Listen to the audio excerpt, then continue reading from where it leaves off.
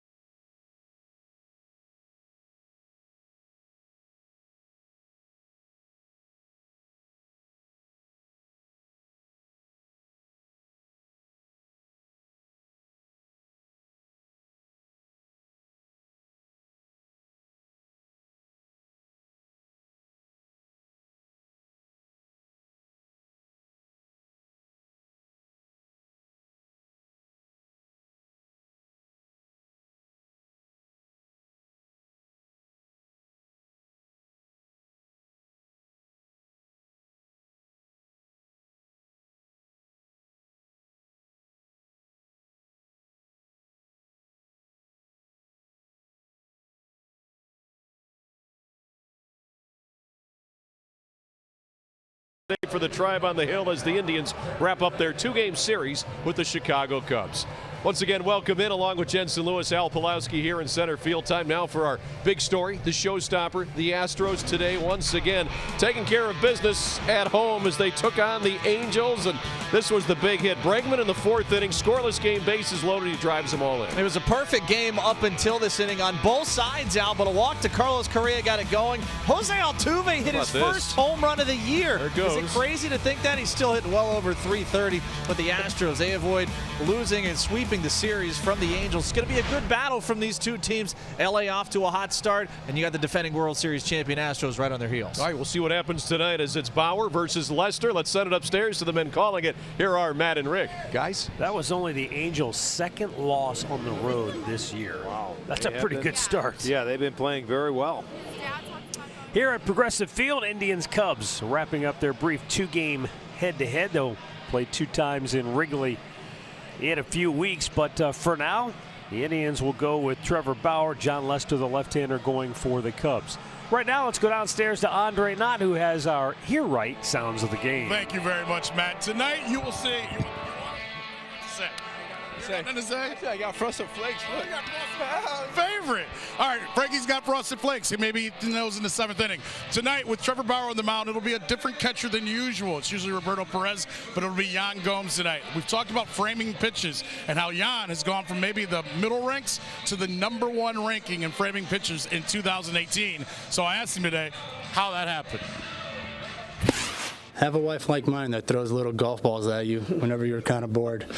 And, I mean, that is very serious. We just mess around with our kids, and I have one of those little plastic golf balls that I just mess around them. So that's about as much work as it goes in the off season. I think we focus more of that in spring training. But since I already said it, credit to my wife. She's helped me a lot. Amazing, huh? You learn how to frame, catch those little golf balls. I want to see how he does it. Well, it just goes to show you, you can always be doing something to get better. Yeah, absolutely. Even when you're just sitting around at home. Well, if that helps, boy, he's done a wonderful job. And you know what? Yeah, usually Roberto Perez is the catcher for Trevor Bauer most of the time, but he's struggling right now, and Gomes has been swinging the bat very well, so he's going to get an opportunity. Let's see if, when Trevor goes into the stretch tonight, if he takes a little more time than normal, we will see.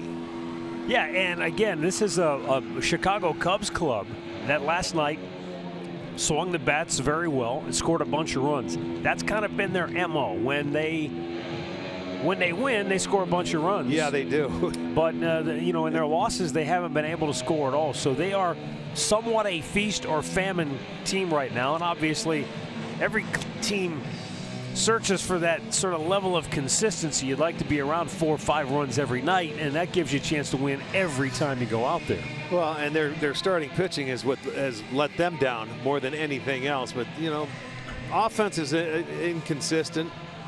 But that's the starting pitching is always there, and if it's there, you're going to stay in a ball game. And let's see if Trevor Bauer can do that tonight. He will be our Northern Ohio Honda starting pitcher for the Cleveland Indians. Now, Trevor, coming off a loss in Baltimore where he pitched very well. He pitched 7 innings, only allowed 3 runs, and he's allowed 3 runs or less in all 4 of his starts this year. And he has at least 6 strikeouts in every one. So he's going to go out and take the bump and try and settle down this hot offense of the Chicago Cubs, and Trevor could certainly do that because he was 10-4 in this ballpark last year with a .393 earned run average, and he has beaten the Cubs. One other time he started in Wrigley, June 16, 2015. He pitched 7 innings, gave up 4 hits, and did not allow a run. Joe Maddon's starting lineup tonight looks like this. Albert Almora Jr., center fielder, leads it off. Javier Baez, third baseman, bats second. Anthony Rizzo, that guy in your picture, first baseman, will hit third. Wilson Contreras, Tommy La Stella, and Kyle Schwarber will DH, that's sixth. Addison Russell, Jason Hayward, and Ian Happ round it out. Let's take a look at the Indians defense, brought to you by Ram, and they have made 11 errors. They're ranked 5th in the league. They have turned 16 double plays. It's going to be Brantley, Davis, and Geyer in the outfield from left to right. On the infield, Ramirez and Lindor on the left side, Kipnis and Alonso on the right, with Yan Gomes behind the dish. Lance Barksdale will call the balls and strikes. Will Little at first. Tom Woodring at second. And Ted Barrett, the crew chief, is down at third base. The Indians began the day 12-9, 2.5 game cushion in the AL Central, while the Chicago Cubs at 11-9 began the day 2 games back of front-running Milwaukee, 1 game behind second place St. Louis. And the Brewers started the day with a 7-game winning streak, but bad news in that they'll lose Marcus Thames, their first baseman, for the next 6 to 8 weeks with a torn ligament in his thumb. Trevor Bauer ready to go.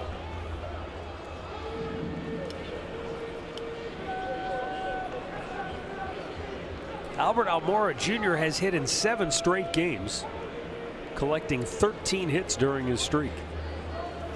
Swings at the first pitch, sends a towering pop to center. Rajay calls off Lindor, 1 down.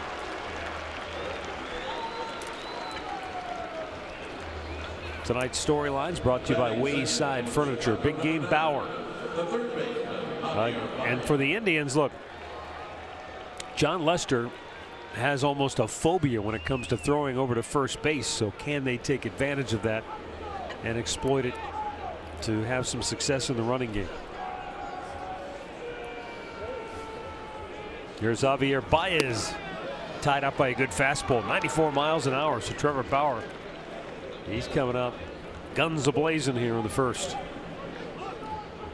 And Baez really locked in at the plate. Slowed it down, fouls it back. Yeah, Baez off to a really good start. About the last 10 or 11 games is when he really picked it up. He's leading the National League in RBIs. You can see a 7-game hitting streak, 429 average and 14 ribbies. So he's off to a very good start.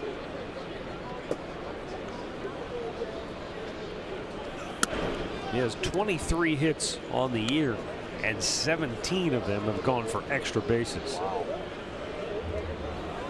Nice slugging percentage working. The 1-2.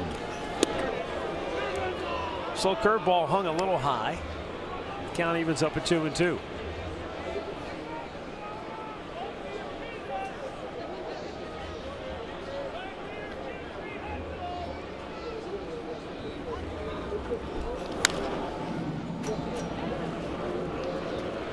You know, I think there's a question with Roberto Perez catching Bauer regularly. How much of an adjustment will it be with Gomes? Well, I'm sure Yan Gomes has been paying attention when he hasn't been playing those games, so he knows what Bauer's probably wanting to throw in certain situations. Well, there's times out there too when you're not catching him out there every day where he'll give you certain looks, you know, and you may want to put something else down. Tried to hit with a fastball away and just missed. But you know what? That's all part of the process. I mean, you get comfortable with a guy and you get to know the routine, and it's a little easier. But it's not to say it's that much difference where Gomes can't go back there and do a tremendous job. 3-2, line to center. Rajay makes the catch. 2 down. It was interesting to watch Davis on that ball. He had a couple of false starts, but you said as a center fielder, that's the hardest ball to judge, the one hit directly at you. Well, you keep your feet moving and it's cool. Wind's blowing in. I don't think it's carrying as much. He thought that ball might have carried to him a little bit, you know, farther, and then he had to come back in again. So you always keep your feet moving. Up comes Anthony Rizzo.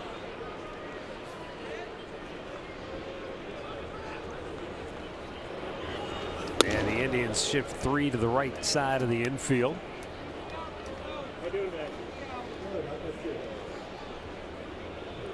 Rizzo just 3 for his last 18 at the plate.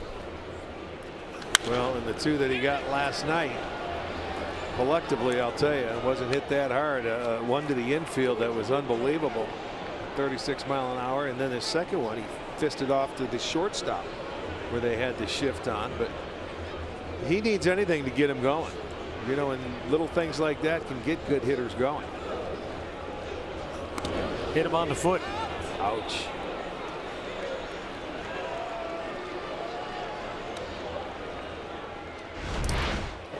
Take a look at it here. I mean, that was a severe jam shot right there. Once it got past McAllister, there was absolutely nothing anybody can do about it. That was almost like a little wedge shot that had checked up on the green. So he's hit tonight in his first at bat. Yeah, it brings up Wilson Contreras, who hit his first home run of the year last night. But he's riding a 6-game hitting streak. Takes ball 1 down low.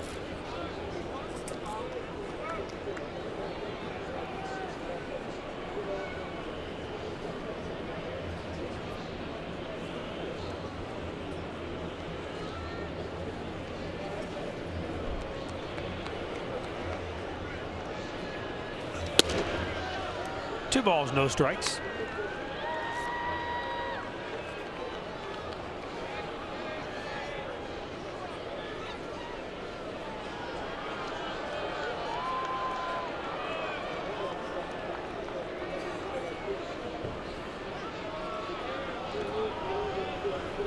Now Bauer. Just hold it. That's what that sign was. He was just going to hold it on Rizzo. Not that they're a base stealer, but they started runners last night in that 1 inning when McAllister was on the mound about 3 different times with different counts. Matt did first pitch. He sent him 0-1, sent him 0-2. And now he's behind 3-0. So far the first 3 pitches out of the stretch have not been able to find the strike zone. Well, he was on his way to a quick 1-2-3 inning before he hit Rizzo. Now he's going to have to work hard because Contreras is a good hitter, good power.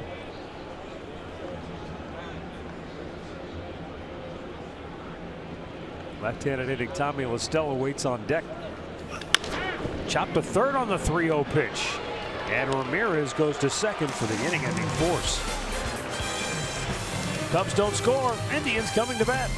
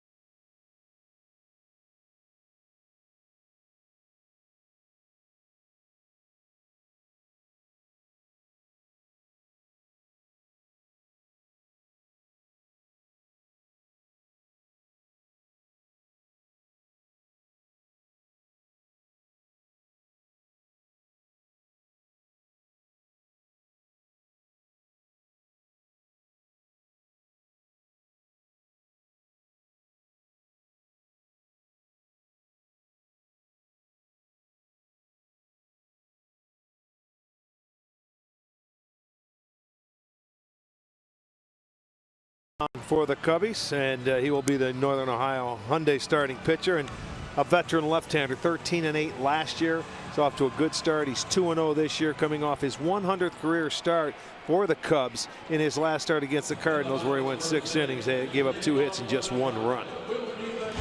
Terry Francona's starting lineup brought to you by Progressive Insurance. Lindor, Kipnis, and Ramirez. Edwin, then Brantley and Gomes, followed by Yonder Alonso, Brandon Geyer, and Rajay Davis hitting ninth.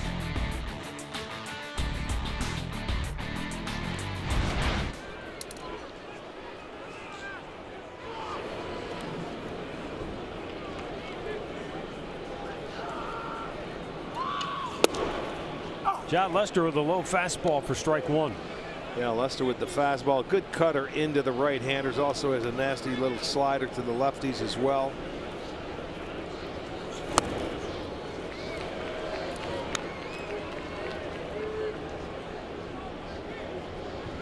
Lindor last night 0 for 2 with a walk.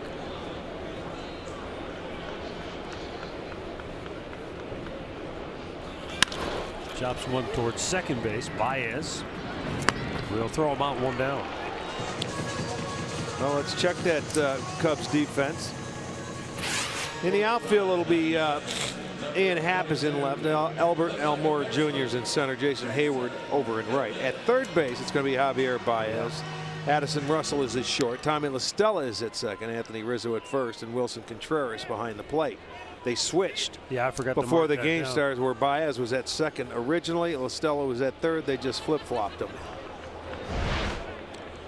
There's Jason Kipnis. And he takes a strike.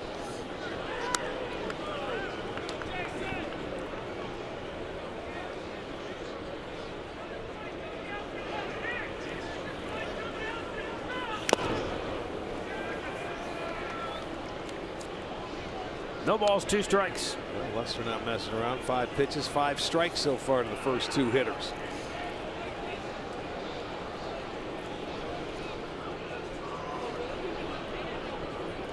Four-time All-Star.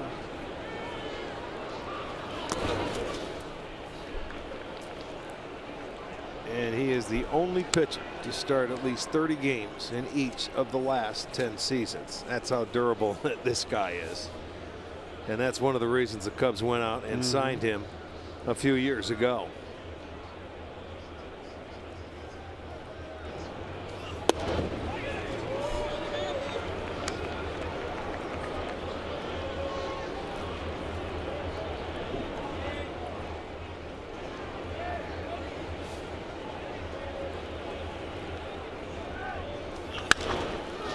To first base, Rizzo. To Lester, 2 down.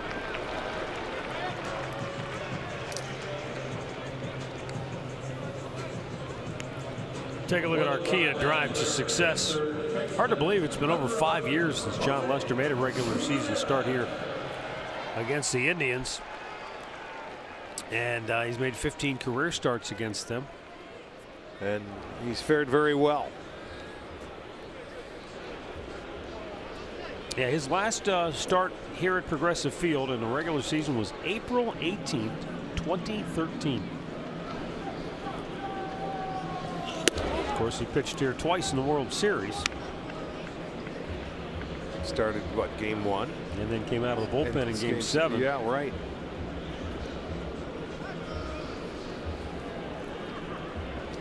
Threw one of the more memorable wild pitches in World Series history. 2 runs came around to score.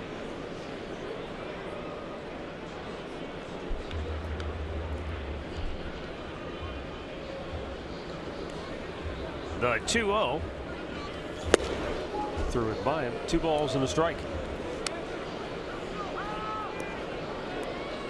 The guy that was behind the plate when that happened was David Ross, who's now retired, and he's joined our line of work. Yeah, yes he is working with, I think, ESPN.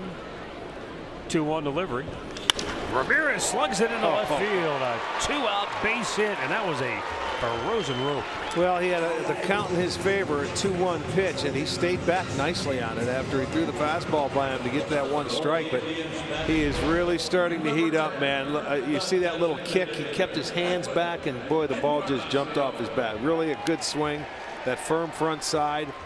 Got that front foot down and hit a nice line drive over the shortstop's head. That'll bring up Edwin Encarnacion. Cubs shift 3 to the left side of the infield. Outfield straight away deep.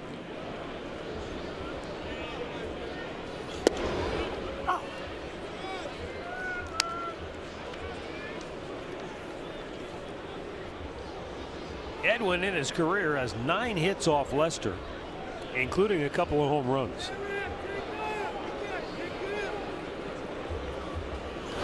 Way outside.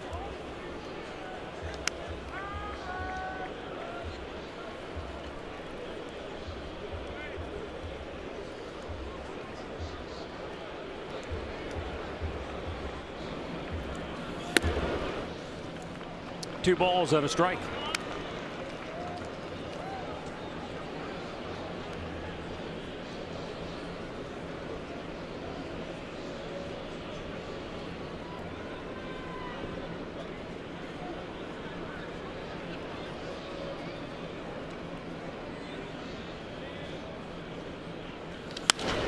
Edwin sends a towering pop-up to shallow right field. Hayward is in and makes the catch. No runs, a hit, a man left, and we are scoreless after 1.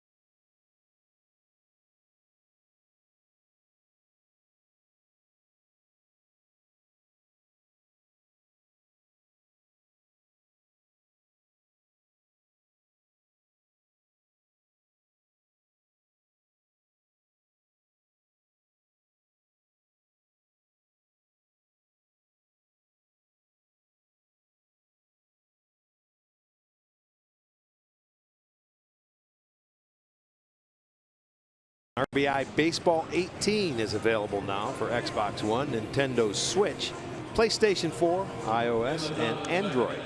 Learn more at rbigame.com.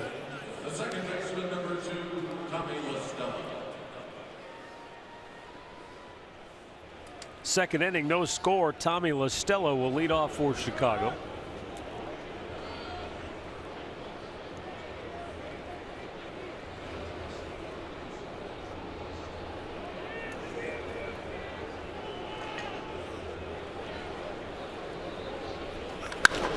Booms it to deep right field. Down the line it goes, and it is a foul ball.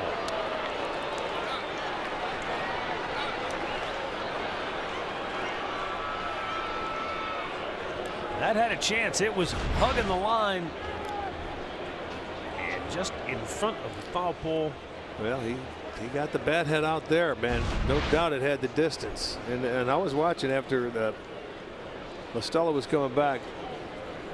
Bauer looked in and was talking to Gomes about maybe sitting inside a little bit more, doing something on the inner part of the plate instead of maybe putting the target in a certain place. Well, he went inside and glanced it off LaStella's bat for a foul ball there. It's 0-2.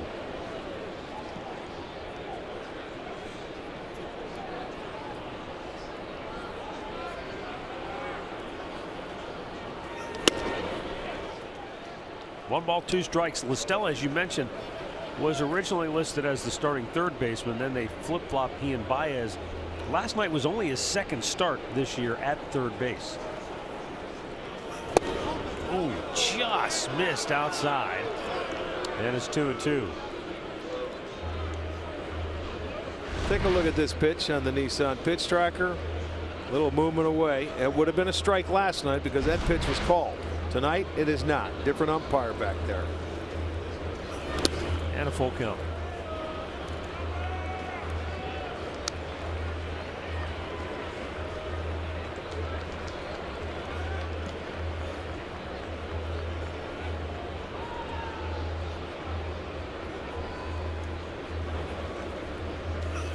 Swung on and missed. He went up the ladder.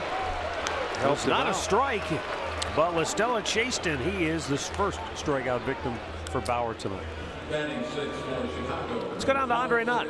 Thank you, Matt. You know, last night we told everyone about Kyle Schwarber and the weight that he has lost. If you look at him, oh man, look at the guy on the left, and that's the linebacker. And then on the right, that's the guy from last night. That's what 30 pounds looks like, guys. When you lose that much weight. For Kyle Schwarber, he did it so he could run around and out in the outfield better. Right. But also, remember, he tore his ACL a couple years ago, and they said the torque he was putting on that knee, it would help to take some weight off. So he did that, and now this is what Kyle Schwarber looks like. The other thing I would throw out there, remember his first major league game was against the Indians in Wrigley Field, and he was catching. Remember, he came in as a catcher in that game. So there's been a lot of changes for him early in his career. Yeah, he got his first major league hit against the Indians, his homer here. So yeah, he has fond memories of the Indians.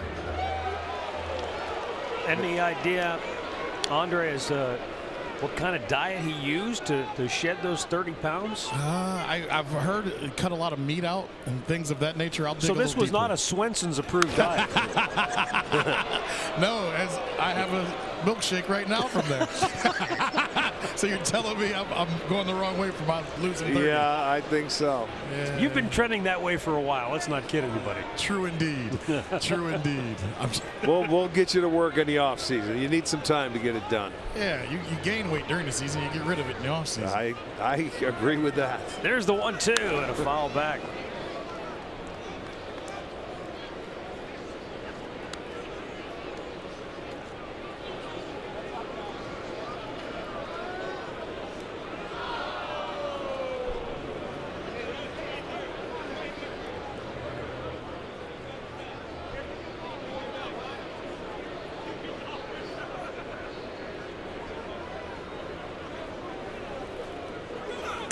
Down low with a fastball, 97 miles an hour.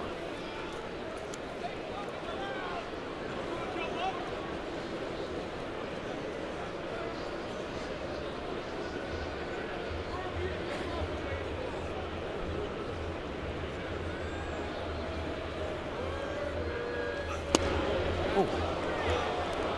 There is no give on the strike zone tonight. And that's what happens. You get used to, one night, maybe a more liberal strike zone. The 3-2. And he walked.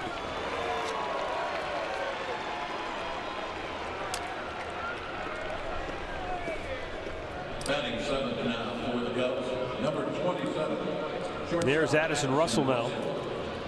Cubs shortstop. He was 1 for 5 last night, just 3 for his last 15 at the plate.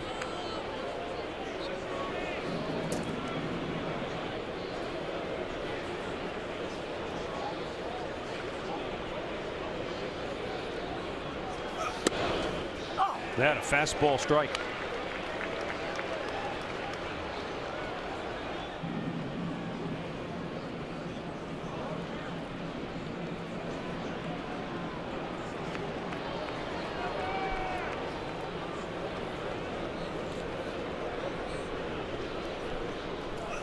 Way out in front of the plate. Gomes had no chance. No, that hit him in the shoulder, and that didn't get any padding. That was all meat. He was not covered where that ball was on his right shoulder. You watch, it's a breaking ball. It's going to spin back and get him on top of that shoulder right there, and it deflects. He was looking up in the air. He does a great job of keeping the ball in front of him, but he's going to have his work cut out for him tonight with Trevor on the mound. First wild pitch for Bauer this year. Now the 1-1. Out of play to the right. We'd like to send our congratulations along to Mildred and Delbert Rohr of Canal Fulton, celebrating their 42nd wedding anniversary. Huge Tribe fans, so congratulations.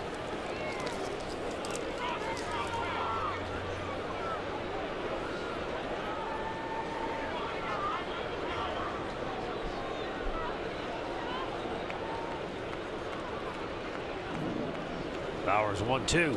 Slow curveball, struck him out. Yeah, he slowed that one down enough, and he had good control with it. He didn't bounce it. It looks like early he's been trying to throw it maybe a little too hard, but this one was beautiful right there. Just at the right release point, 80 miles per hour. And you can see the spin coming up at 12-6. There you go. That's really a nice look at the curveball. And it was right on the outside edge. And as a hitter, that's tough. Once you commit, you've got to get after it. But Trevor gets his second strikeout in the inning. Well, Jason Hayward is in a pretty good place offensively right now. And he swings at the first pitch, but it's at the right fielder Geyer. And the side is retired. Bauer strikes out a pair. No score, middle of the second.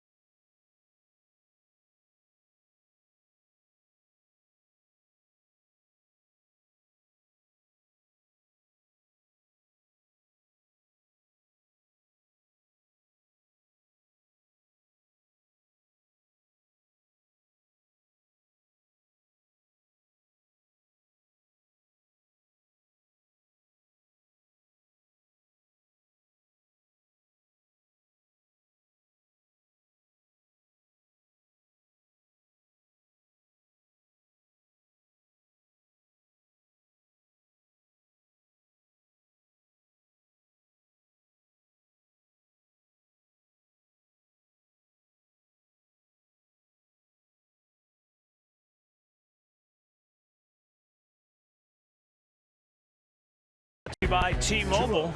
Curtis Granderson last night. Good buy off Greg Kimbrell. And that was up there off the facing top of that middle deck. The Grandy man still can. He can still do it. It went into the seats. He's 36 years old, still a good player. John Sterling called. He wants his royalty. Here's Michael Brantley leading off the home half of the second inning. He's got enough names there.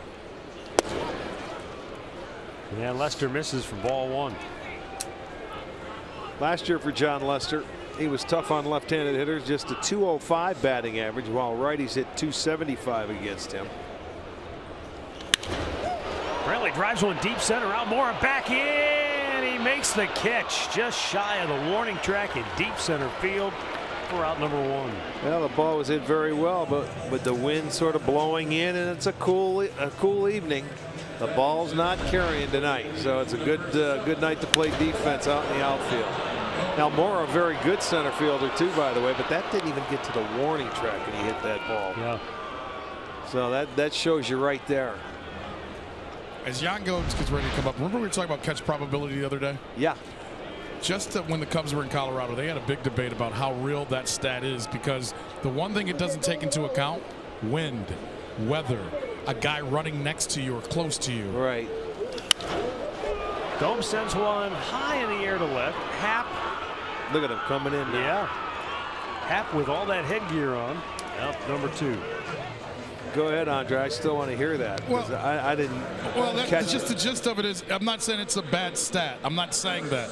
But even the Cubs players are saying some of the catches that Almora has made, they said they take away from it because they say, well, it's only a 50% ability chance to catch it. Well, what does it mean when a right fielder, like their right fielder, is bearing down on you and he bears off at the last second? I hear There's you. so many other things that go into catching a ball in the outfield that you would know that doesn't take into that stat. Well, those people that make up that catch probability, put them in a uniform and see what the catch probability would be if they were out there. Again, that data is only compiled over the last 2 years based on balls hit to the similar spot everybody is included in that. So it's just a parameter. It's not an end-all, right. be-all. And I think because these numbers are new, you know, the critics are a little maybe harsh at times, say, "Whoa, rah, rah, rah," but you just kind of got to just take it with a grain of salt.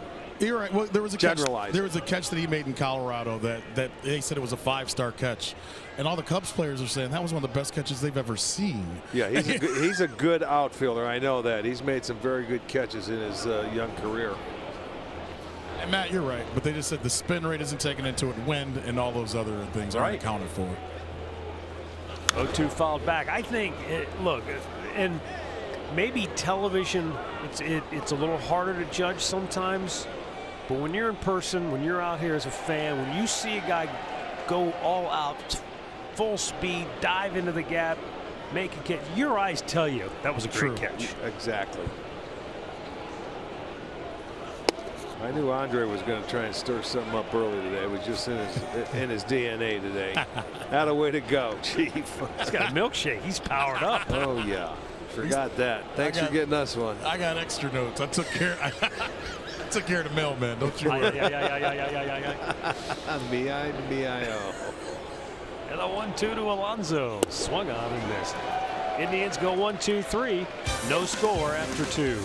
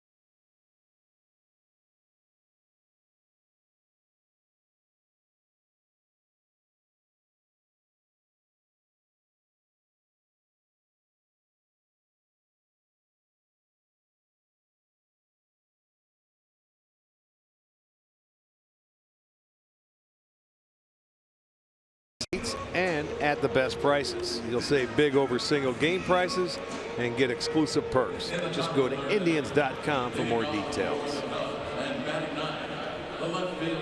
Here in the third inning, Ian Happ, the number 9 hitter to lead off for the Cubs. Then we'll turn it back over to the top of the order.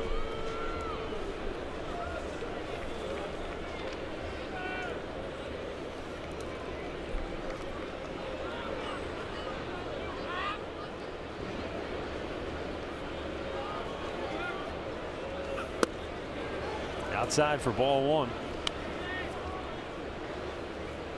Ian Happ last night had a 3-hit ball game and hit one of 4 Chicago Cubs home runs, a season high for them.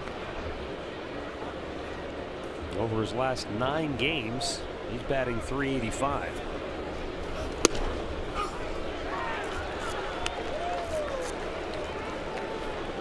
Bauer getting a feel for that changeup to the left-handed hitters. That's a good pitch for him. They doubled up right there on Happ. And he rung him up. Set up that good heater going away. His 3rd strikeout, first called strikeout for Trevor. Well, we were saying, like, you're not getting the calls from last night. That one, you see, that's the framing of Jan Gomes right there. There's your frame, what they're talking about. Look at him bring that ball in, about a ball width off the plate. That was a great job right there by Gomes, because that was off the plate and was very subtle. Smashed up the gut. That's going to get in. First hit of the night for the Cubs. Albert Almora Jr. is aboard.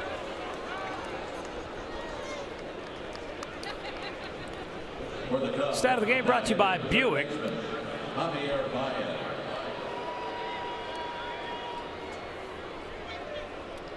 Javier Baez is the first Chicago Cub in 48 years to drive in at least 24 runs in the team's first 20 games. You're talking about Hack Wilson too, aren't you? In that one, what do you have, about 190 RBIs that year? Not.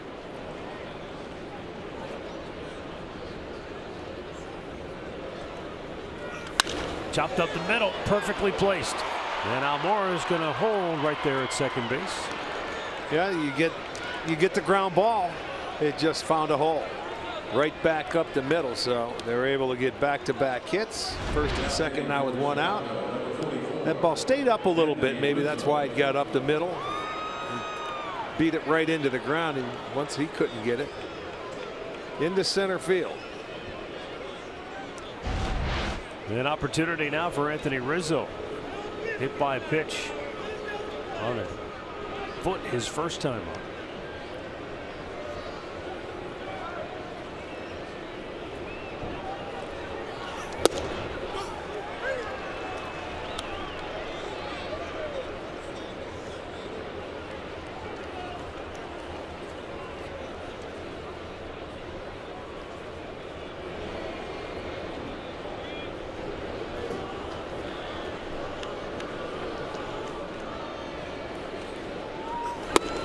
Throw all the way back to second. Lindor flags it down. 1-1 the count on Rizzo.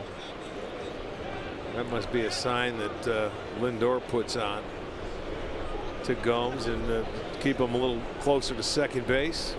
That's a tough throw, man. Throwing from your knees all the way down there.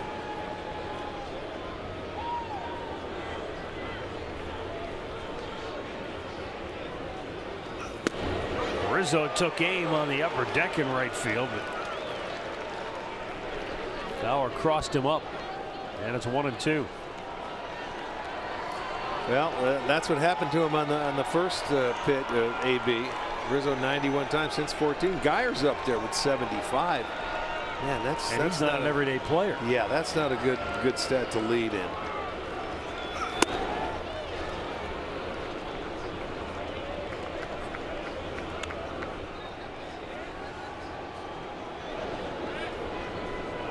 Yeah, if Geyer played every day, he might have 150 hit by pitches. Yeah.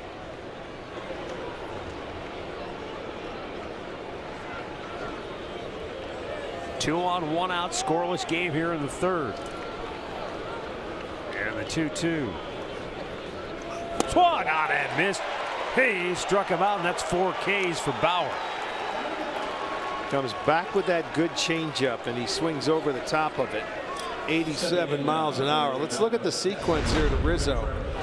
You're going to see there it is, a changeup away, a curveball he missed with. There's the slider, left up there, missed with a fastball, come back to the changeup. That one had very good movement and gets a strikeout. Now Wilson Contreras, who bounced to third, his only time up in the first.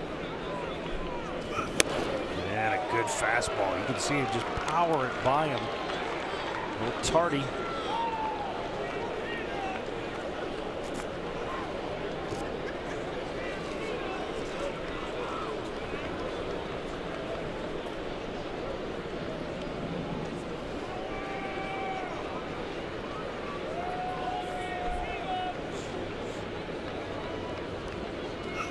Nice curveball. Boy, that goes from 95 to yeah, there you go. That one had a nice bite to it. That was right about 79 miles an hour. And we'll look at the spin. And that really came down right there. Great pitch.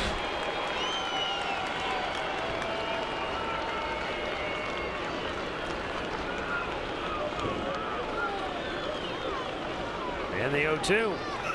Another curveball right back to Bauer. And he'll flip it to first to retire the side. No score, middle of the third in Cleveland.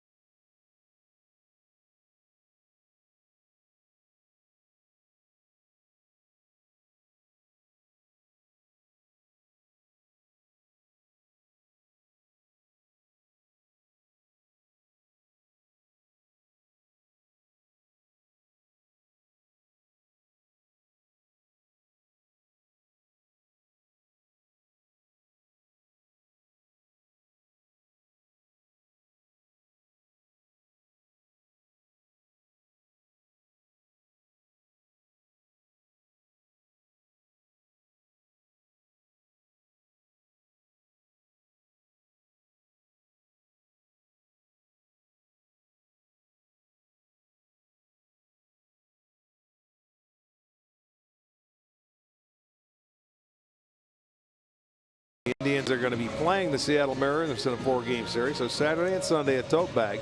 Grab a $15 district ticket presented by Pastime, Ohio, or a $10 KeyBank Kids ticket online only at Indians.com.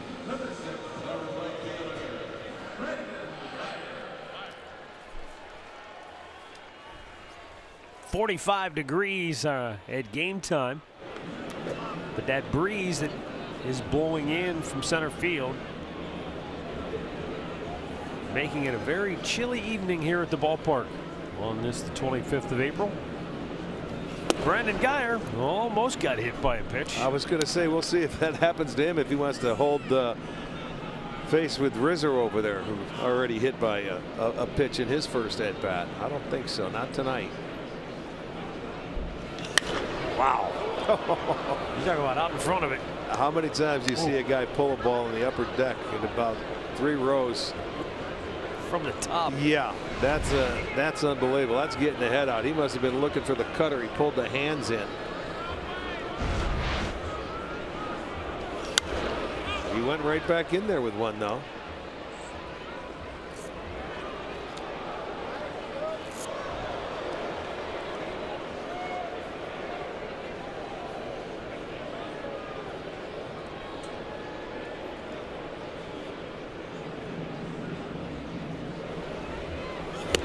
Now he shoots for the outside part of the plate. A changeup. That's a weapon. He gets the right-handers looking in there. He can go to that changeup away, or he can even come back with another changeup. Foul third base side.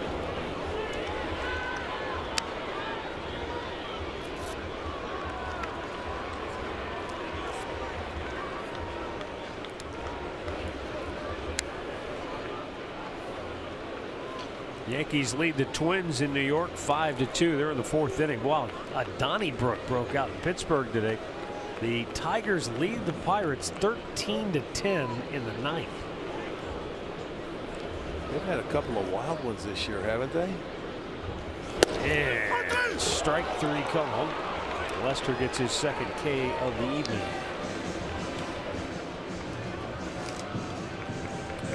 Injury report is brought to you by the attorneys at Elk & Elk for the Chicago White Sox. And they've put Avisail Garcia, Miguel Gonzalez on the DL. Danny Farquhar, everybody still pulling for that young man who suffered a brain aneurysm. This happened while he was in the dugout. He did emergency surgery. So far, so good. Everybody keeping him in their thoughts and prayers.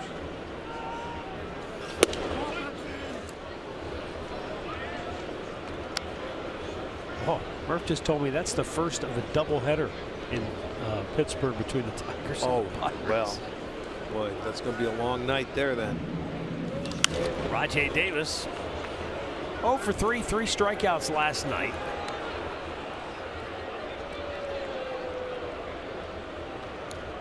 Overall hitless in his last 12 trips to the plate.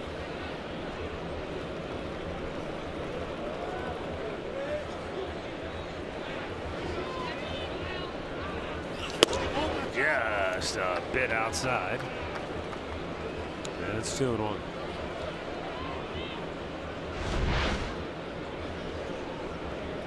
Oh, good pitch. Very good pitch.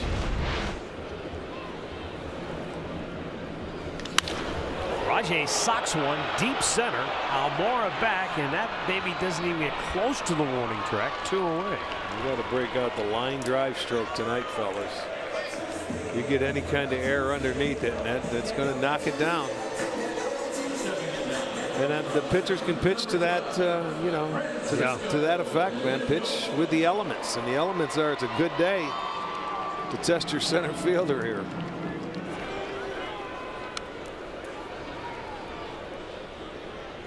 Frankie Lindor grounded out his only time up.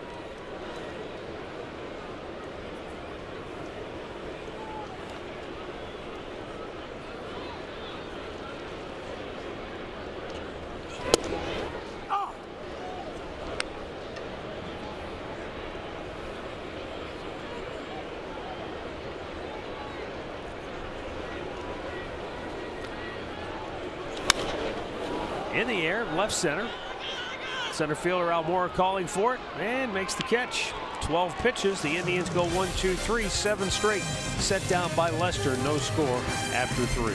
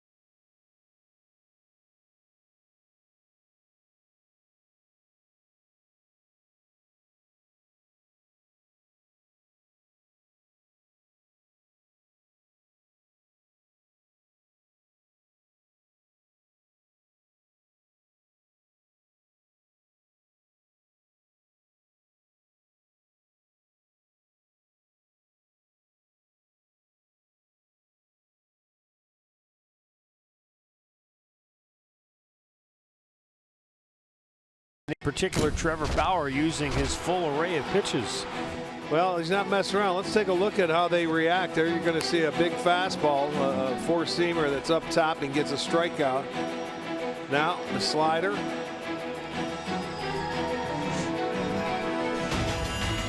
Curveball. And the changeup. You can see the spin and the movement of each pitch. Pretty good idea of what you that's why it's so tough to hit in this game of baseball, because they can throw 4 at you and you never know which one is coming. Tommy was still leading off. Struck out in the 2nd inning. Bauer has allowed 2 hits. He's walked a batter, hit a batter, struck out 4. And that curveball looked good, but it was called a ball.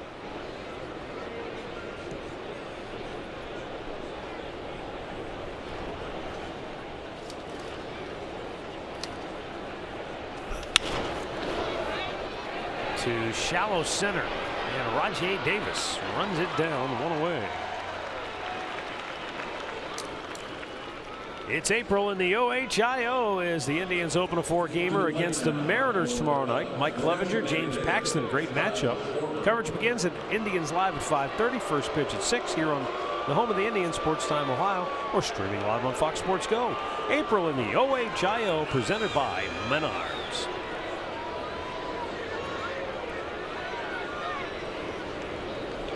Kyle Schwarber.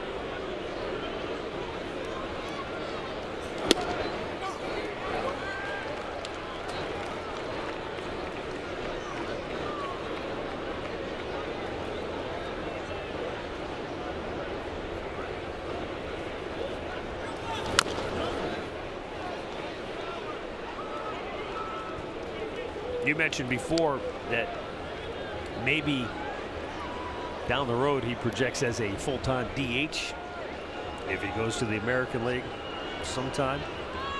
But he's already the king of the homer as a Cubs DH.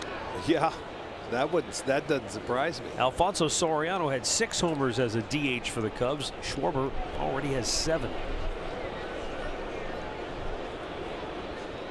Chili Davis, the hitting coach, right next to Joe Madden. On Joe's right, he changed spaces. He came over from Boston, as well as their third base coach, Brian Butterfield, the pitching coach. So they've made some moves over in their coaching staff in Chicago. Pretty good DH in his own right towards the end of his career. Oh boy, Chili, yes he was. A good hitting coach as well. Sure was, Matt. Switch hitter, he had a fine career.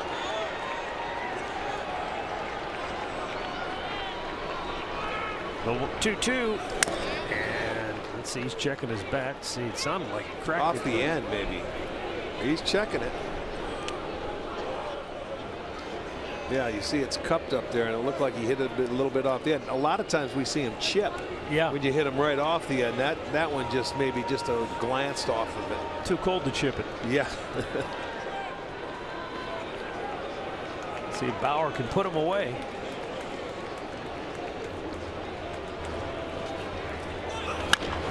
That's good, man. He had to dig it out, get that shovel and dig it out.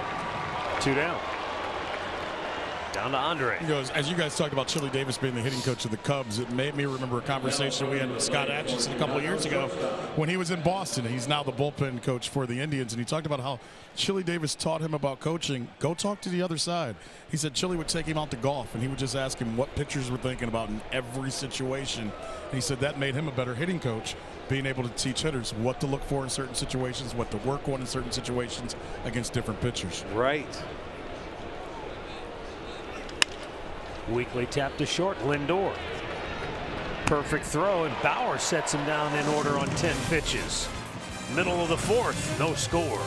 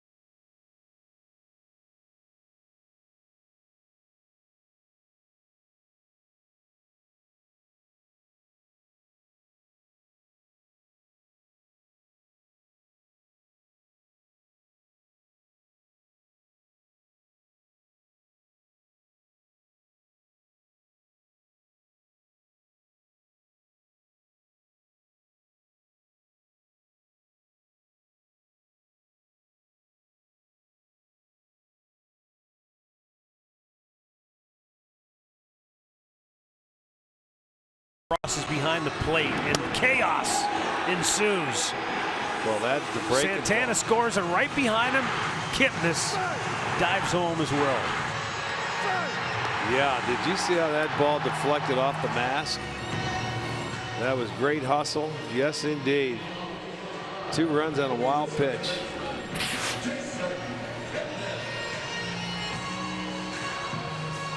And as you mentioned, we had a chance to visit with David Ross when he was in, well, he was in Seattle and Anaheim, right, on our first road trip.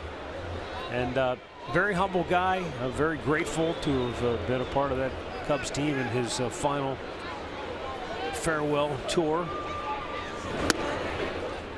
But he gave a lot of credit to the Indians because it was one of those World Series that anybody that witnessed it, especially those of us who were there firsthand, won't soon forget it. Jason Kipnis grounded out in the first. But I mean, think about it. You're David Ross, you're playing in your last game, and he homers off Andrew Miller, not just some nobody, but the guy who was arguably the best reliever in baseball that year. Third baseman Javi Baez, 1 down. Yeah, you can ride off into the sunset, huh? Yeah. That's win the World Series and ride off into the sunset. A couple more birthdays to send out. Cliff Krabs of Rocky River is turning 90. Ron Bible of Dresden is 68. And our own Bob Zink down in the truck. Is that right? Birthday, Zinker. Happy birthday to you all. 68 for Zinker? No. Oh, I thought you said he's 68. No, the gentleman before that one, Zinker's 78. Well, that's how many beers he's going to have tonight to celebrate. Well, he's halfway there already. Ramirez with a single to left. The only hit for the Tribe tonight. Not surprising because he's been the one guy in this lineup really locked in. Well, we knew it was just a matter of time for Jose to get going, and he showed signs. Oh gosh, a good 3 weeks to a month ago putting at bats, and it just came a little bit later. You know, the way Ramirez will go and grab other people's bats when they're hot, I wonder if everyone will start rating his bat collection now. Well, Andre, what do you think? Does anybody he grab probably his has them bats? under lock and key. I was going to say the difference is it's hard to get them from Jose because well, you just got to take him like he does. Well, doesn't he just go up and take him? Everybody doesn't walk the talk like Jose. Uh-oh, popped him up. Sky high to left. Happ makes the catch. 2 down. Or you just do what Lindor does. You make him his bats and put a name on them and don't let him know who they really are in the first place.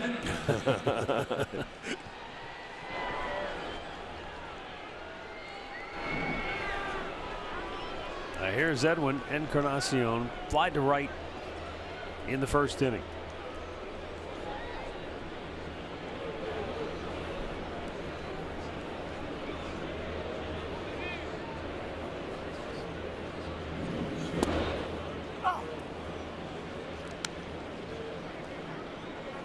Our player profile brought to you by Levin Furniture. Edwin Encarnacion since 2010 has the most home runs in interleague play. 3rd in RBIs, 3rd in run score.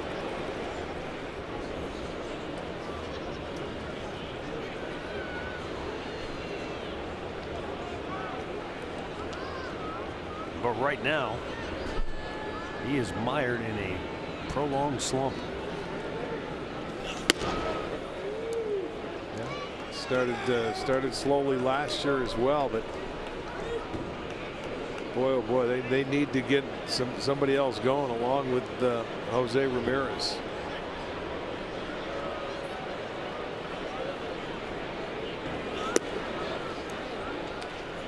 Two and two.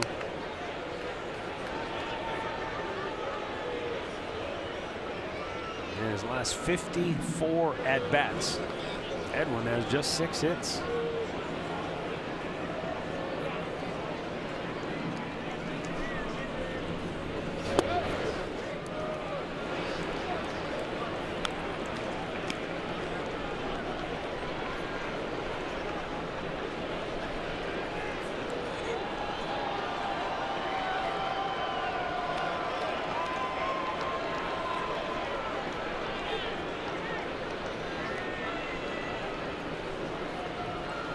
Lester was about to start into the windup.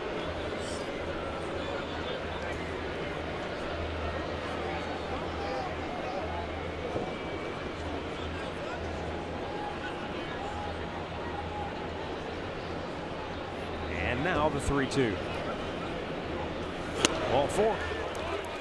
So Lester being very careful with Encarnacion, walks him with 2 down to bring up Michael Brantley, who drove one to deep center field. Probably the hardest ball hit so far tonight. I would think so. Yes, it was, and it got right around the warning track in straightaway center field. That was the first walk for Lester. He wanted to go with a backdoor slider to try and get Encarnacion, but that thing didn't break in, so he ended up walking him, and that was his first.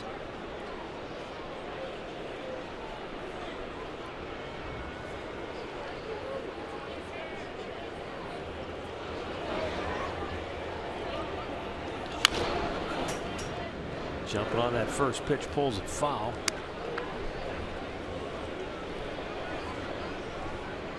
Now Brantley in his last 8 games has collected 14 hits.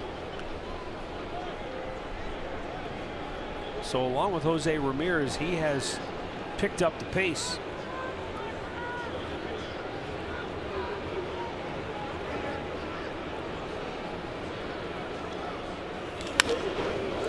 Punched it down the line, got a left chance. field. It's dropping, foul. And Baez comes up a little gimpy. I knew that had a chance. Yeah, he might be hurt. Let's see. It could have been fouled by more than 6 inches. And that thing, I had a feeling nobody was going to get there. There you'll see Baez looking, and that thing slicing out when he made the cut. And you can see that it was fouled by just a hair. I think when he tried to cut, he looked back up and saw that ball was just sort of like dying away from him with that little slice to it. He made an adjustment in his run and maybe you know, felt something in his knee.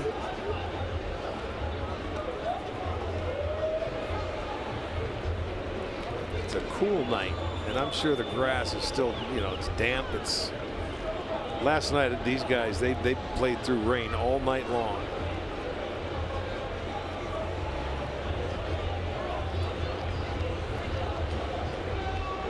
Two-strike pitch. Brantley pops it the same spot. The shortstop Russell makes the catch. This side is retired. Through 4, no score in Cleveland.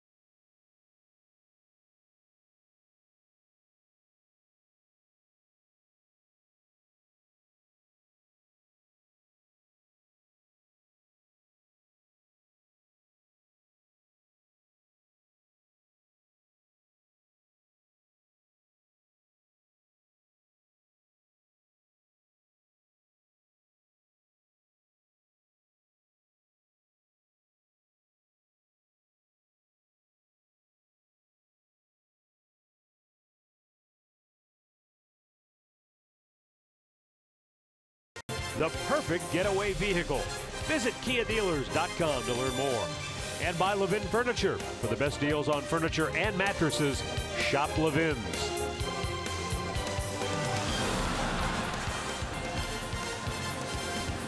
A cool evening in downtown Cleveland. It was kind of fogged in when we first arrived here around 4 o'clock this afternoon. All day long it was like that, and I'll tell you what, game time there wasn't a cloud in the sky, but it turned chilly, and now the clouds are coming back.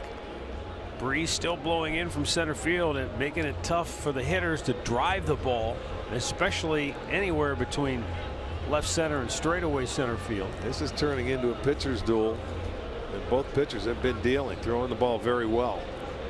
Jason Hayward fly to right his only time up. Takes a strike. A pitcher's duel, you would think, should favor the Indians, if for no other reason than that's been the trend for the Cubs this year. Yeah, you're right. As Hayward pops one into foul territory, Gomes makes the catch in their 11 wins. 9 times they've scored 8 or more runs. In their 9 losses, they've scored 2 or less 6 times. Yeah. So yeah, a total of 16 runs in their 9 losses and 104 runs in their 11 wins. So if you play this out, this might be one of those games where they're not going to score a lot, but you still have to score on the other side. That is correct. And a foul back in that. Well, this could turn out to be, you know, a typical 1-run game that the Indians have played a lot of. Yeah. They have played 9 of them. Well, 12 times this year. 12 times out of their 21 games, Arch, they've scored 3 runs or less. Yes, sir. Andre, you the man. What does he have, a guy out there driving around in a truck? I don't know, but he delivered. He's sitting down there. That's off to you. The 1-1. And Ian Happ takes outside. I got people everywhere. Yes, you do. You know, Matty's taking care of his figure. I didn't know if he wanted in. Oh, he wants it big time. Swing and a miss. You're mad for the people, Andre. I am the man for the people. Yes, you are. Waiting for my government spot. It's coming. November, my friend. No, no, no, no. I'll wait a little longer. Bauer's 2-2 offering. And Happ able to check. Full count.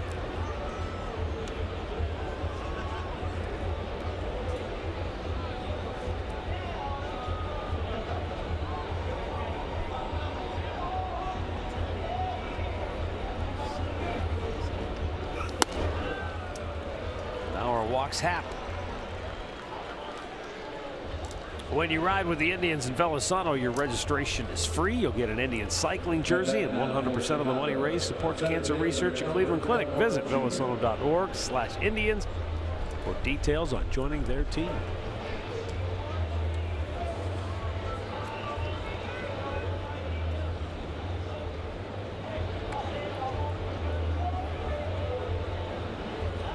So Albert Almora Jr., who singled his last time up, steps to the plate with a 1-on, 1-out.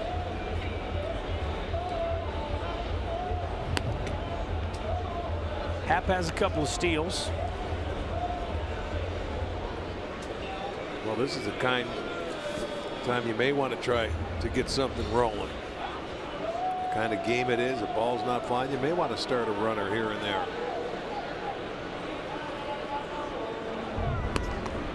Almora got a base hit, I believe it was on his first pitch the last time up the middle. Well, Joe Madden was not afraid to play action ball last night, but that was after they already had built a 4-0 Yeah, lead. they had a cushion. You're right. They could afford to do it. And there is already 1 out in this inning, so. Oh, what a block by Gomes. But by the time he locates it, Happ was off and running. And on the wild pitch, things like that. Position. That's the second wild pitch now, but things like that can make a difference, you know, in a game like this. Just taking off on that wild pitch. A lot of guys wouldn't have left, but Happ took off and kept running. Watch, he didn't hesitate. He picked up and he went down there and then realized that Gomes wasn't going to get to that ball. So that extra 90 feet makes a difference now in scoring position.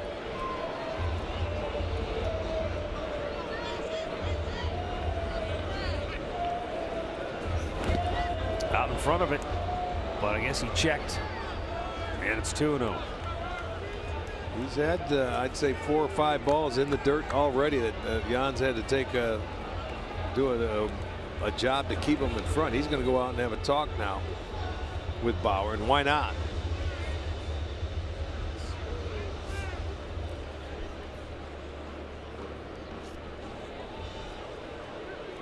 That's one thing you're not getting a lot of this year. The mound visits by the catchers, like there has been in the past with the 6 mound visits. Picking their spots. Yeah, you have to pick that spot at the right time. You go out there when you really want to say something and do something, which I think is right.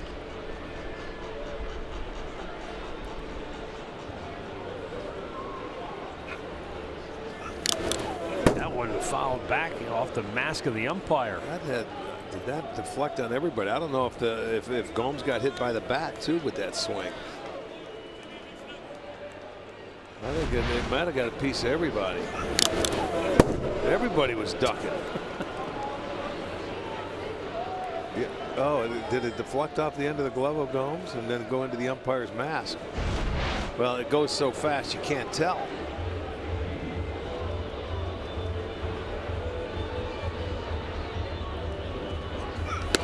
Just missed outside with a good fastball, and now it's 3-1.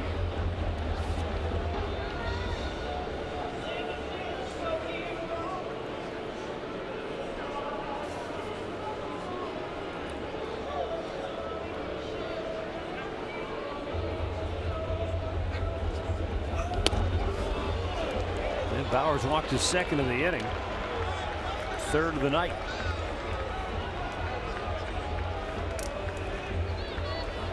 And now you got trouble because the big boys coming up here. Javi Baez and Anthony Rizzo is next. Well, this is the 3rd time out of his 5 starts that he has walked at least 3 in a start. The other 2 games he's walked 2. So, you know, that's about him. He's averaging 2.5 walks per game.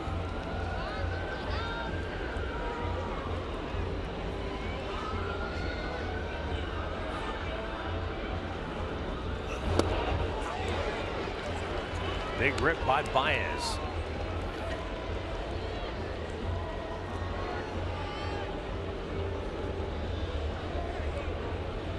Bauer just 4 ground ball outs on the night.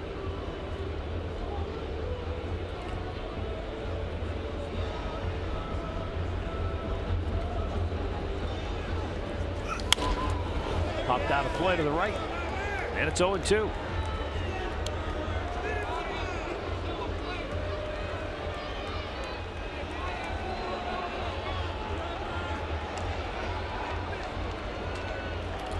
Four on the ground, 5 in the air, 4 strikeouts.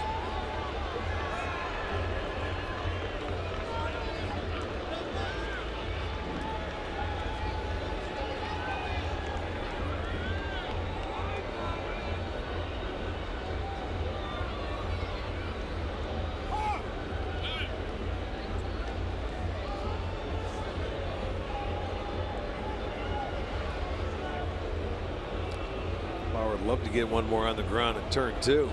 Baez hit one on the ground, but it was up the middle in his last at bat. Found a hole. Chops it foul.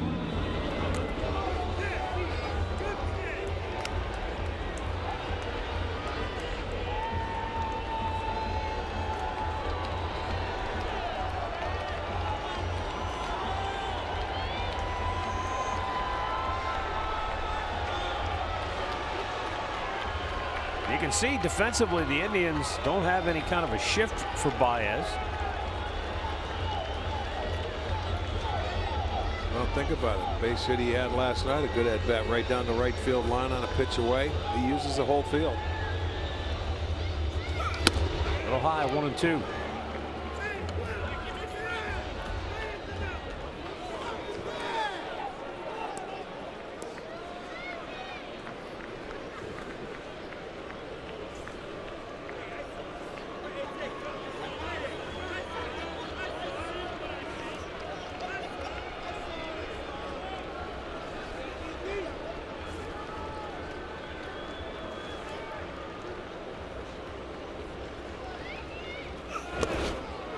Low and away. 2 balls, 2 strikes.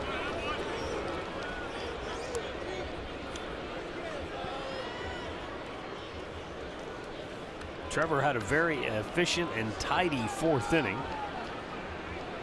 but 2 walks here in the 5th, and the pitch count really starting to pile up on him now.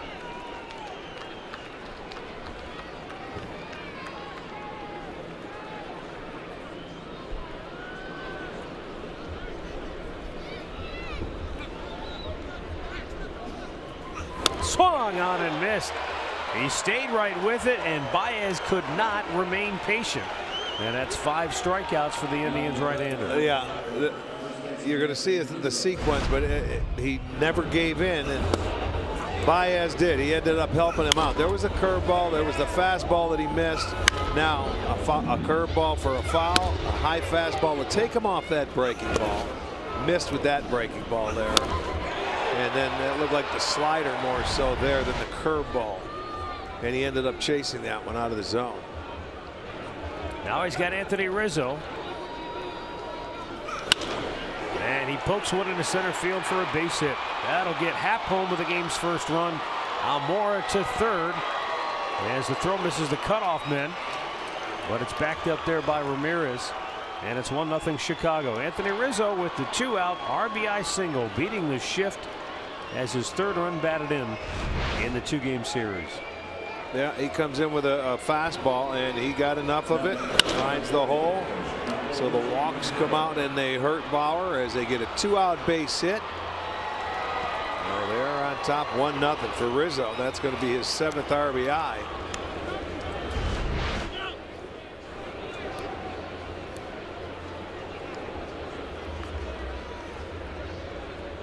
And Wilson Contreras will bat for the 3rd time tonight.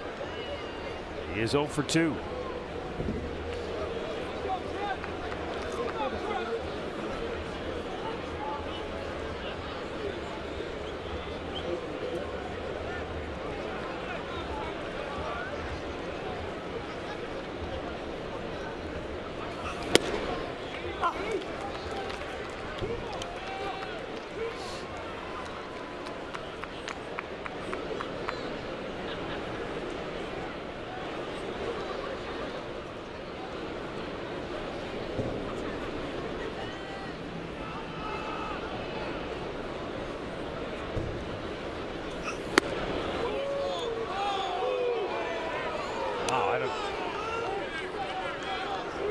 Missed that one. 1-1. Well, Bauer held his pose out there after he threw that pitch and watched it go by, so I know he thought it was a strike.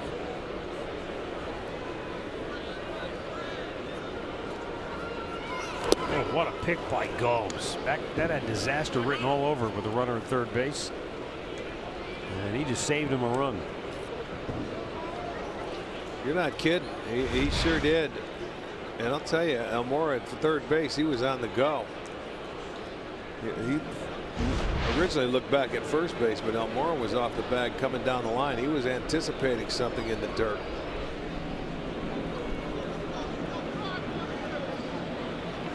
Two 1 pitch. Swung on and missed.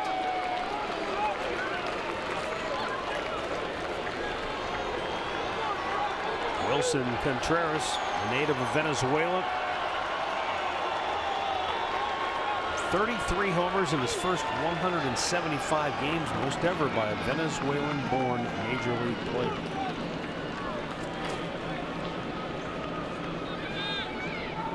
And the 2-2 to 3rd. Ramirez will go to 2nd for the inning-ending force. Cubs strike first. They get a run home in the 5th. We're halfway through. 1-0 Chicago.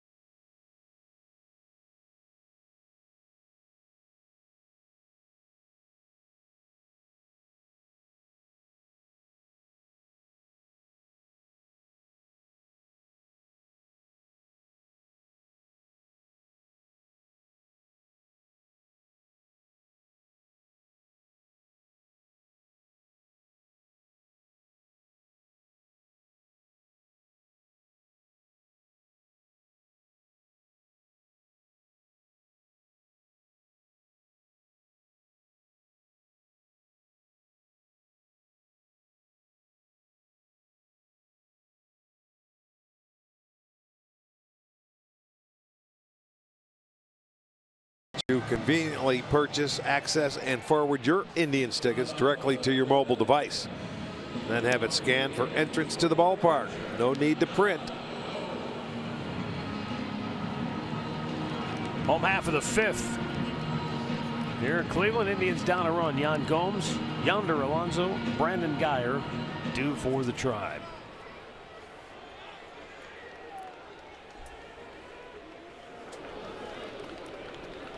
Yeah, the Indians with just 2 base runners tonight. A 2-out first inning single by Ramirez and a 2-out walk by Encarnacion. But that has been it. Lester's been in command.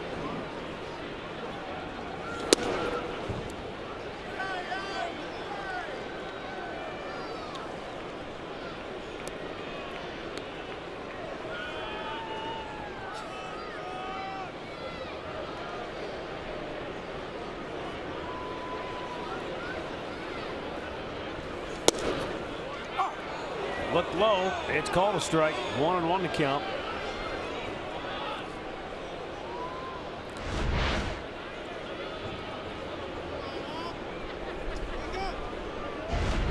A little bit below that line of pitch tracks.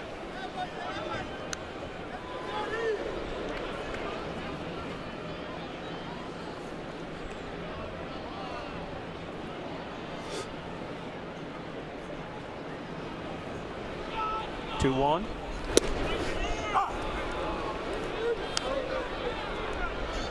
Lester very efficient so far here tonight. This is going to be only his 57th pitch of the evening. And Gomes smacks it fouled on the left side.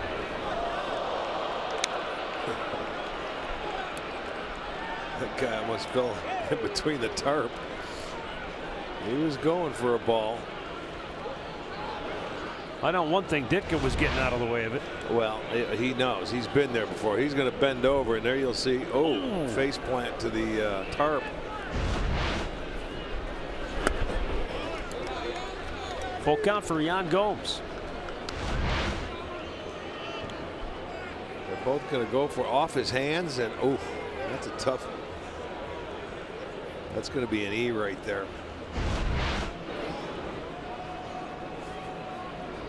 Got a good look at the tarp. 3-2 fouled back out of play. Maybe he doesn't remember it.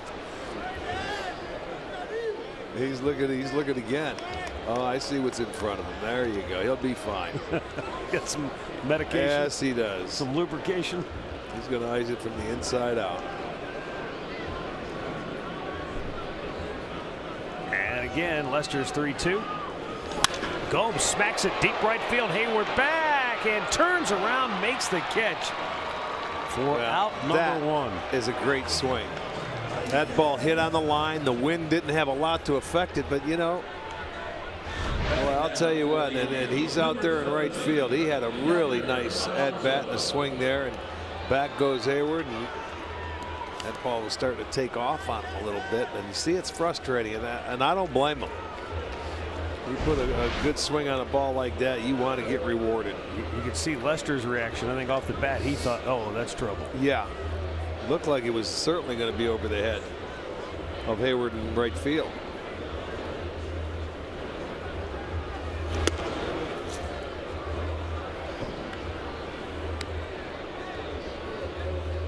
But Gomes has been going the other way. He's had a really good approach at the plate.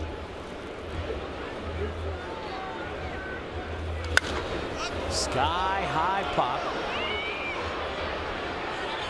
near the bag, and play made by LaStella. 2 down.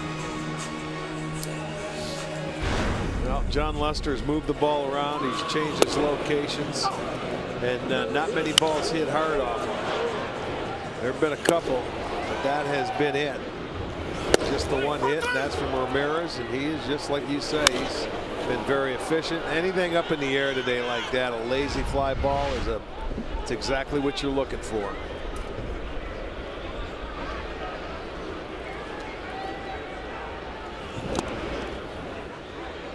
Ball 1 to Brandon Guyer, called out on strikes. His first time up. BG just 1 for 14 so far here at Progressive Field this year.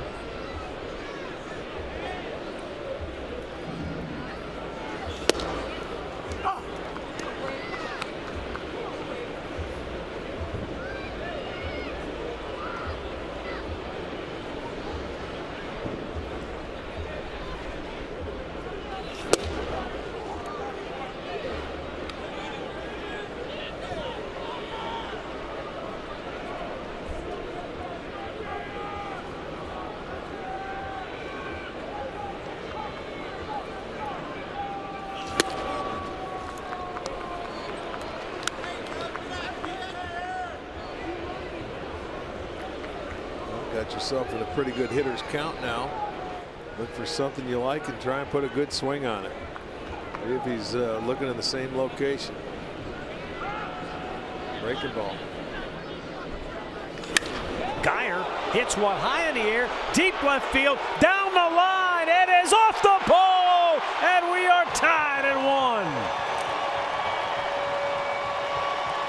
1. Boy, he brought his hands in beautifully on that swing. He tried to go inside and watch that top hand on that replay. He was quick to it, and that ball was hooking, but it hit the pole, and that counts as Geyer's first home run of the year. And boy, it comes at the right time. It answers that run that the Cubs put on the board. Watch this right top hand. You see how he just threw that thing out in front, and boy, it hits the pole, comes straight down, and we have a tie ball game. And he loves it, man. That thing caught the pole. Good break and a good swing for Brandon Geyer. Second home run that Lester has allowed this year. It all started with getting yourself into the good hitters count, looking for your pitch, and jumping on it as he did. You see where Contreras tried to pull that ball in that was off the plate there. You could see it wasn't so smooth that you could see him just pull it in and try and frame it.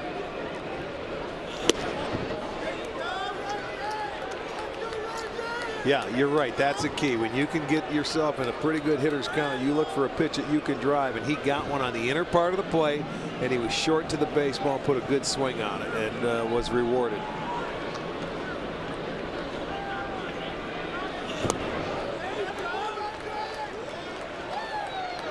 Right down the line. But that's exactly how the Indians have been scoring with the long ball. You know, a lot of solo home runs, and I know he's happy. That's his second hit in this ballpark. He just said 1 for 14. Yeah. Well, that second one paid dividends.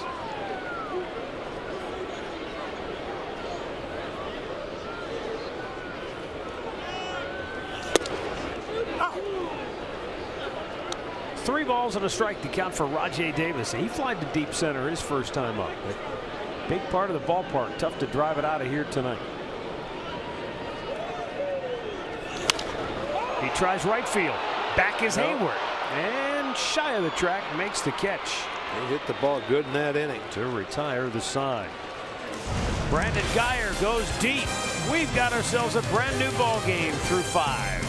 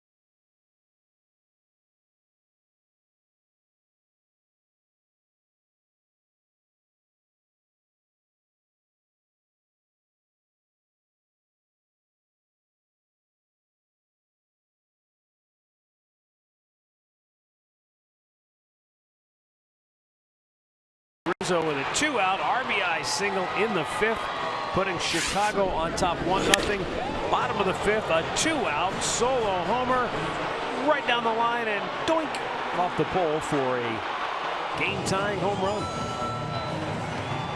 And that's where we stand now as we move to the 6th. Tommy La Stella, Kyle Schwarber, and Addison Russell due up for the Cubs.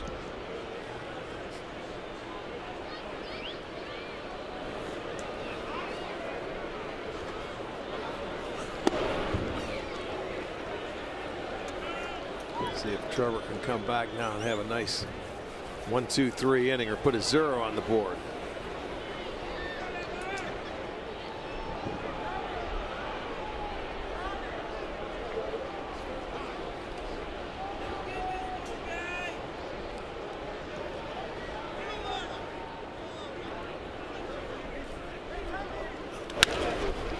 Chop towards second baseman Jason Kipnis.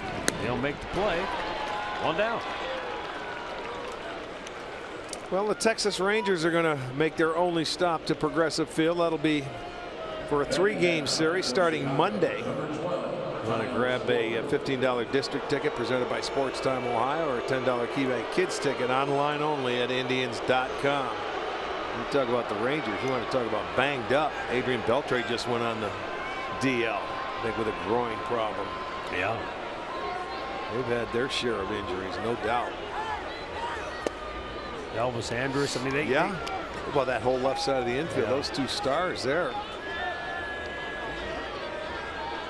Kyle Schwarber walked and grounded out so far tonight. 0-1 pitch, misses outside.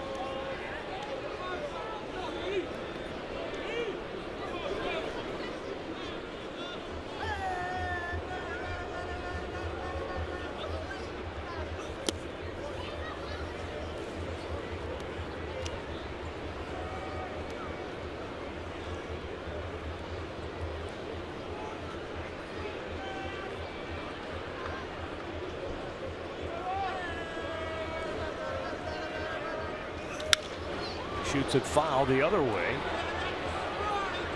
And it's 2-2. Kind of a weird looking swing when you figure you're ahead in the count, 2-1. Well, that's the thing. It was a great pitch away. And, you know, yeah, you're right. If you can't hit it, you should take that pitch maybe. But he tried to hit it and just fouled it off. There's not much he could do with it. So that was a good pitch by Bauer.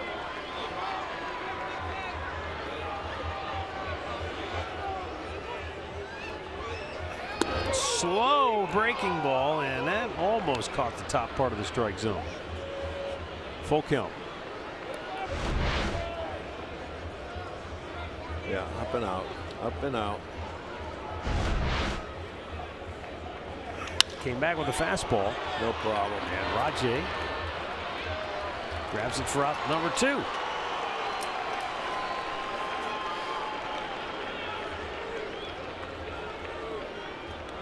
Yankees continue to lead the Twins 6-3 New York. They're only in the 5th inning in the Big Apple. Tigers outslug the Pirates 13-10, game 1 of their doubleheader. They're underway now in game 2.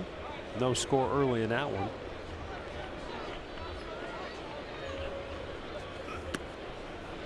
White Sox lost earlier today to the Seattle Mariners. Chicago now 5-16 on the year. Both the White Sox and Royals with identical records. Kansas City scoreless in the 3rd inning at home against Milwaukee. Yeah, Seattle probably checking into their hotel right about now. Getting ready for the 4-game series this weekend. Kickoff tomorrow night. Now the 1-1.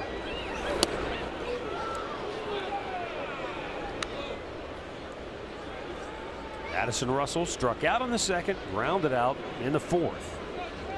3 hits in his last 17 at-bats. Fastball misses away, 3-1.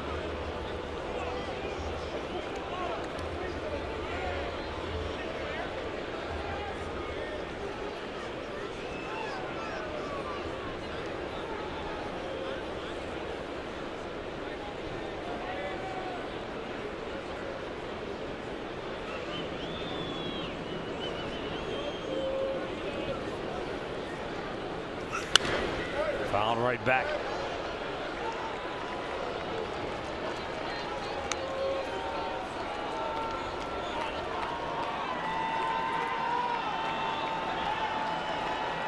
No stirring yet in the Indians bullpen. Bauer sitting 95 pitches on the night.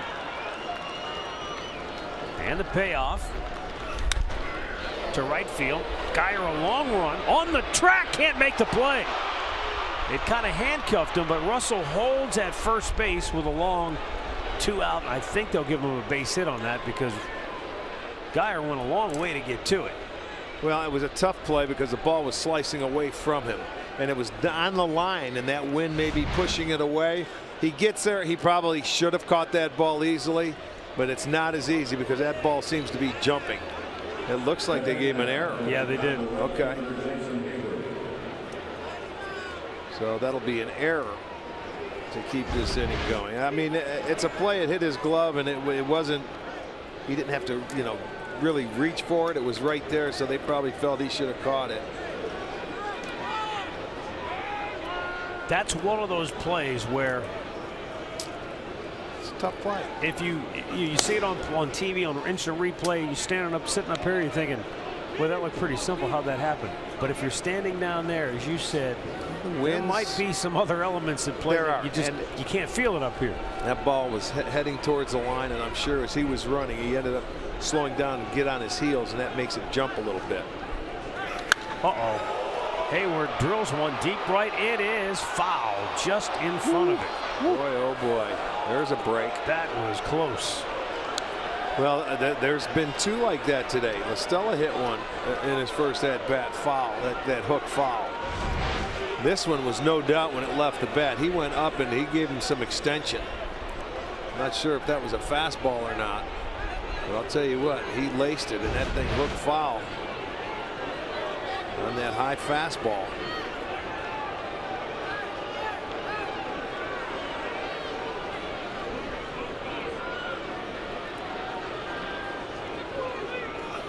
Oh, nice comebacks with a beautiful curveball. And it's 1-2. Let's see if Russell takes off here, maybe thinking he's going to get another curveball and just run on what you're thinking, what he might throw.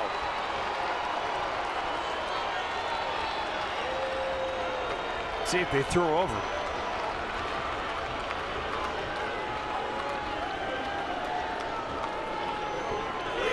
He went around. Strike 3, inning over. 6 Ks for Bauer. Go to the bottom of the 6th. Deadlocked at 1.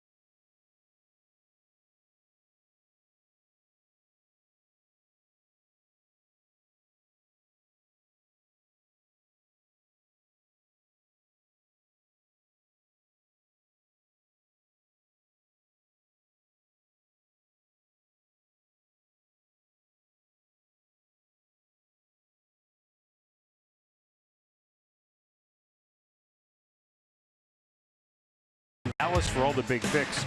I don't know if you've heard this, Rick, but the draft is tomorrow at 7 o'clock. No, I haven't. Live on Fox and the NFL Network. Well, here we go. Bottom of the 6th, top of the order.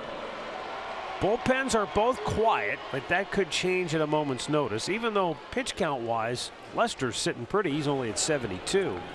They stung the ball pretty well off him last inning. Gomes hit a line drive to right. Davis flew out that way, and then also the Geyer home run. So they had some really good at-bats off him last inning. But all in all, just 2 hits for the Indians tonight. The home run by Geyer. The only other base runner, a 2-out walk to Encarnacion in the 4th.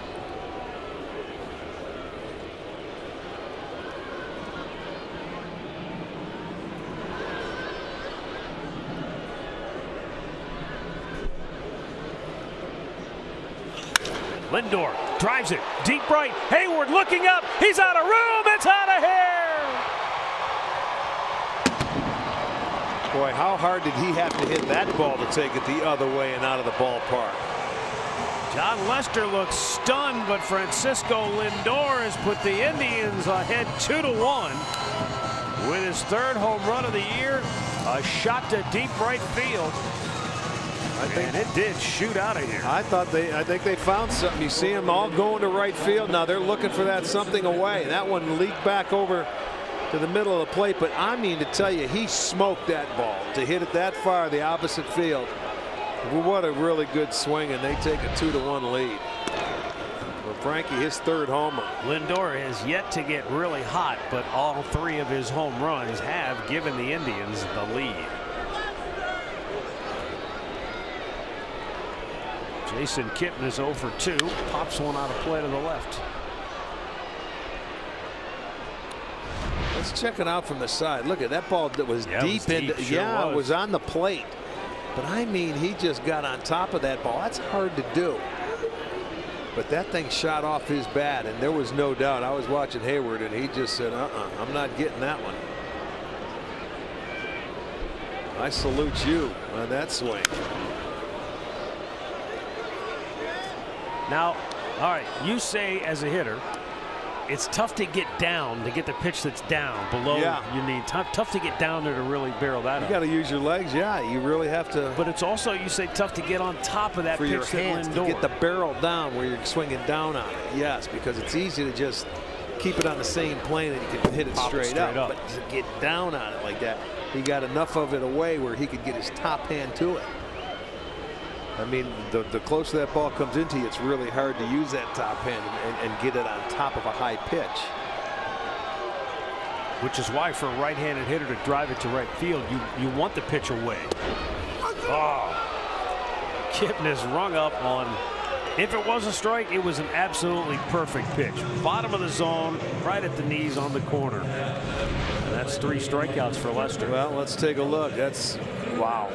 That may be the perfect pitch. You're right. As a hitter, you don't want that called because you can't hit it. So that might have been a perfect pitch. It's a tough walk back, I'll tell you that. Well, let's see the approach of Jose Ramirez, because both times tonight he has pulled the ball, once for a single and once he popped it to left field. He had a good swing, but he just popped under it in that 4th inning. Well, remember earlier in the game, he was starting a lot of the hitters off inside, making them conscious of the inside part of the plate, cutter and whatever. But as the second time around, they're starting to, the right-hander starting to look for that ball away and going that way with it. And he's changing speeds a little bit more, and that ball Lindor hit, he tried to throw. I don't know if that was a cutter, backdoor cutter that he hit that came onto the plate.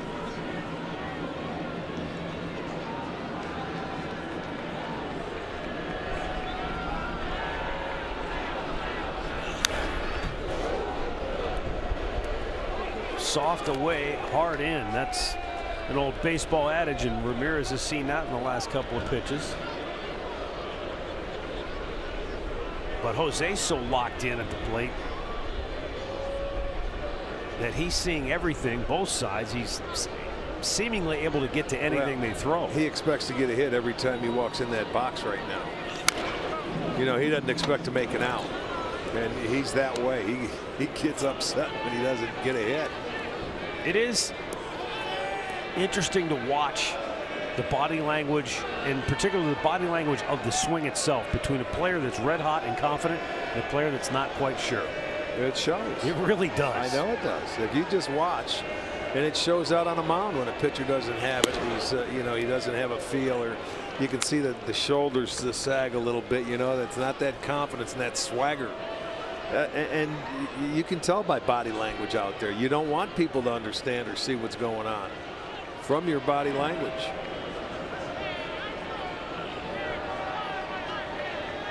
The 2-2. And he struck him out. Great job by Lester. And that's 4 strikeouts for the Cubs left-hander. Well, there it is. It's a 4-seam fastball. Boy, and it stayed out there, and boy, that was just, I mean, that's a good, he'll want to take a look at that swing for a lot of times. Harrow City, man, right on the. Yes, indeed, the sweet spot. That's the sweet spot.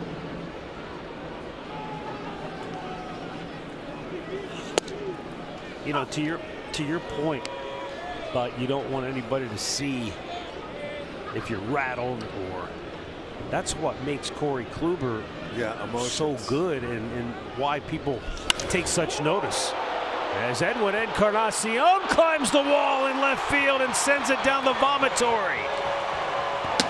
3rd home run of the night for Cleveland. Edwin's 5th of the season, and it's now 3-1 Indians. Well, whatever this lineup change or whatever they were looking for, talking about in that dugout, is paying off, because he went down and that's the hardest ball he's hit in quite a while. 3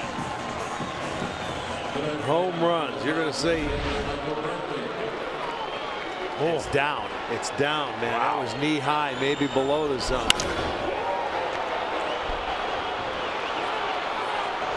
Boy, he hit that one hard and got it out. They're starting to turn the wind around here. 3 solo homers out of the 4 hits. Brantley takes inside, ball 1.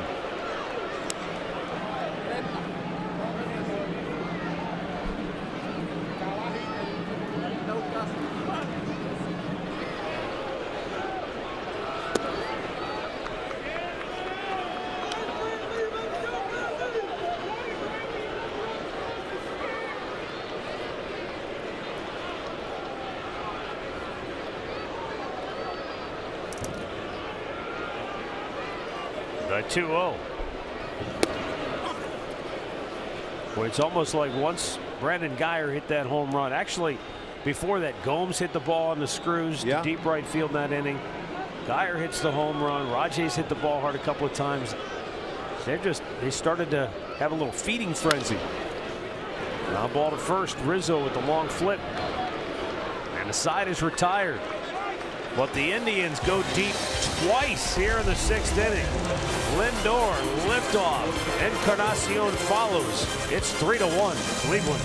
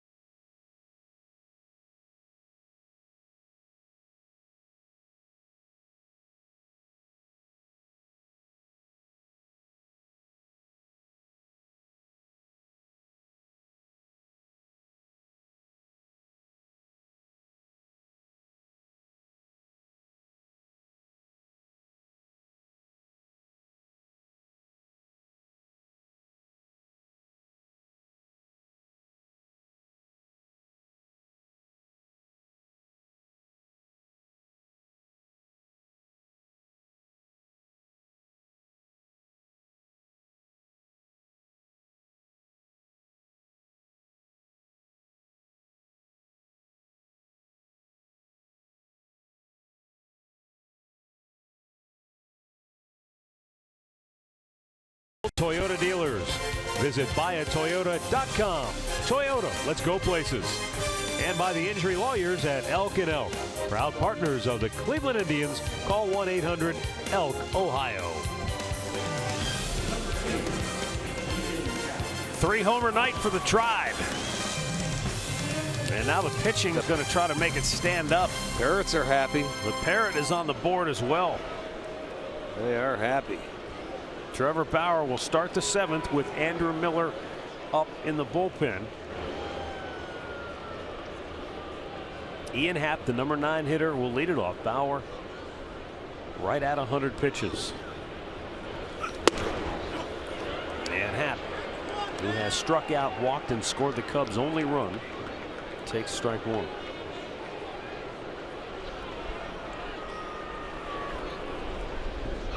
Oh, beautiful hook, and it's 0-2.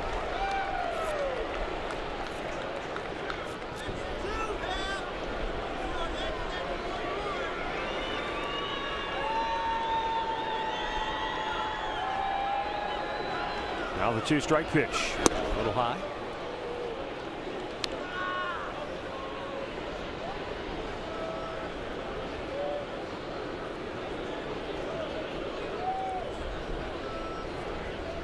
The 1-2. Swung on and missed. Blew it by him for his 7th strikeout of the night. And Bauer has fanned Happ twice in the ballgame now. Yeah, and he went upstairs this time to get him on a nice 94-mile-an-hour fastball above the belt. And Trevor has struck out 7 in 4 of his 5 starts. The only time he didn't was his last start in Baltimore, but he had 6. So, man, he's got 34 strikeouts now on the season. Remember, he was could have been the 3rd guy in that starting rotation that had 200 last year. He fell just 4 short. The 0-1 to Albert Almora Jr. and he was buckled by a big curveball, and it's 0-2.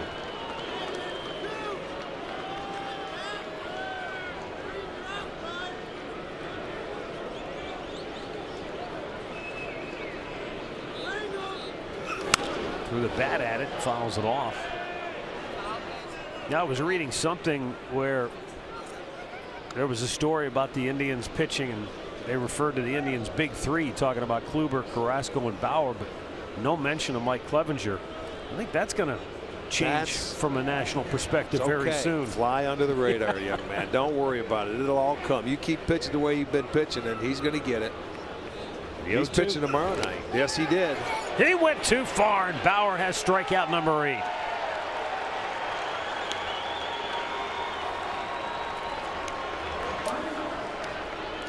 There's another. It seems like when Trevor gets around that 100 pitch mark, and I'm not just saying this because we've seen him pitch for a number of years now, his stuff gets better, man. And now that time they gave him a couple of runs and they gave him some breathing room, so now he could afford to maybe make a mistake or something like that. But he goes out there and starts firing.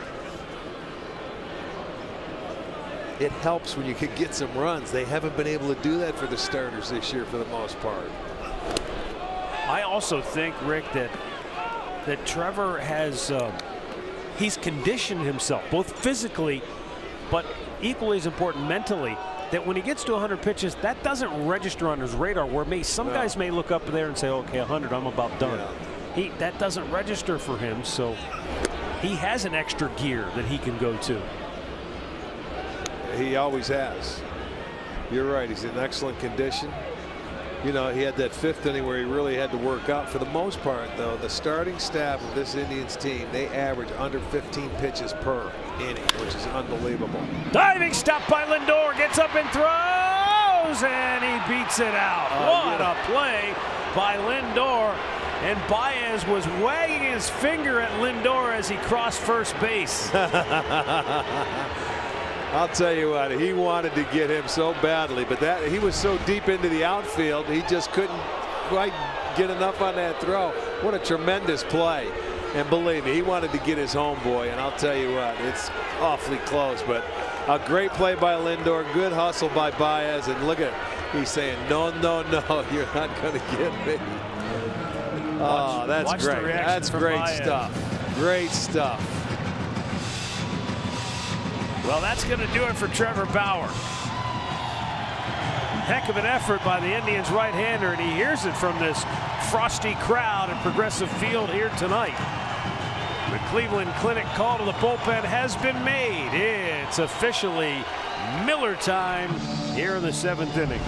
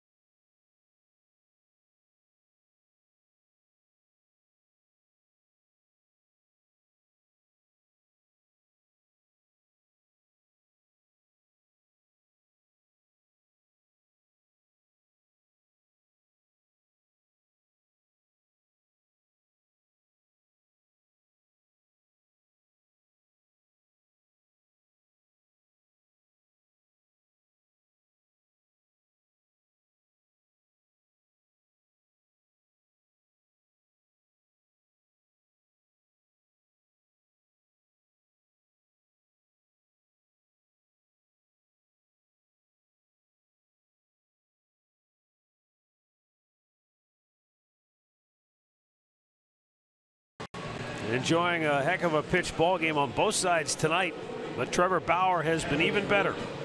And he gives away now to Andrew Miller with 1 on and 2 out in the 7th inning, and Anthony Rizzo coming to the plate. Rizzo is 1 for 2 with a run batted in back in the 5th inning. Miller, 10 innings, has walked 4, struck out 17. He is off to a great start. Yes, he is. He and both Cody Allen.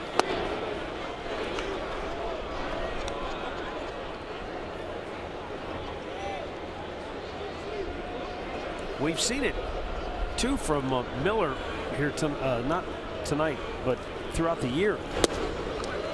Oh, that didn't look good.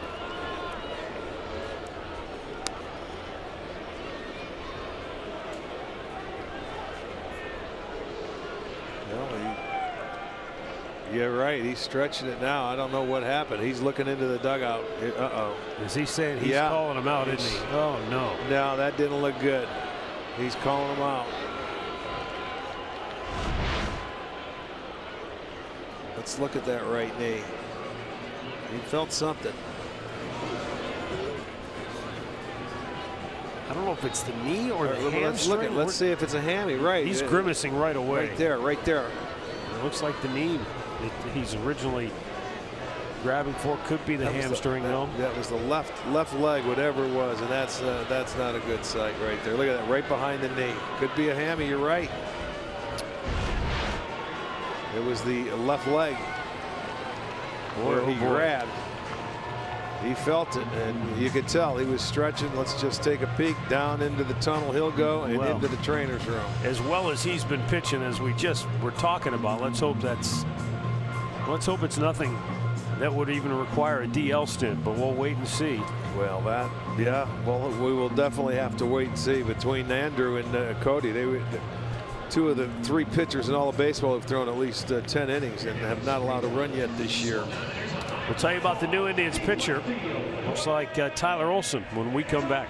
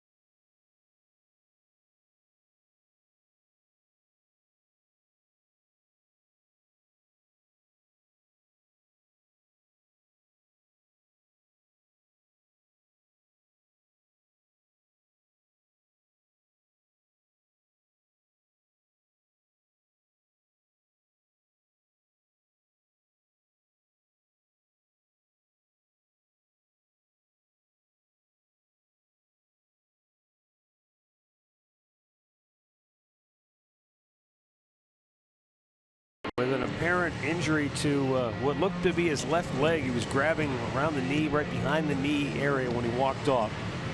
Tyler Olson has appeared in 9 games. In 7 innings of work, he has walked none and struck out 11.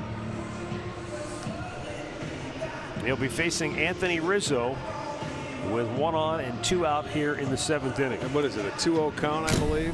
Yes. Let's go back to Andrew Miller and check it out. You saw him reach back and did not look good. Give me the ball, but he looked into the dugout and says no. Well, we don't know. Looked like he was going to try to maybe see if it would work its way out, but as soon as he got back to the mound, he did a deep bend at the waist, and then as he straightened up, he called immediately over to Tito and the training staff to come out. He knew something, and you're certainly not gonna risk it whatsoever. So that was not good news right there. Well, our great clip of the game from last night, as ugly as it was for the Tribe, Dan Otero went an inning and a third of perfect relief and struck out 3 of the 4 batters he faced. Yeah, great movement. He sure did. The Indians bullpen had to log 5 1/3 innings last night. So back to, you got a couple of Cubs up in the bullpen. Edwards, Montgomery for the Cubbies. Nick Goody is up for the Indians. And Anthony Rizzo is ready to step in now for Chicago.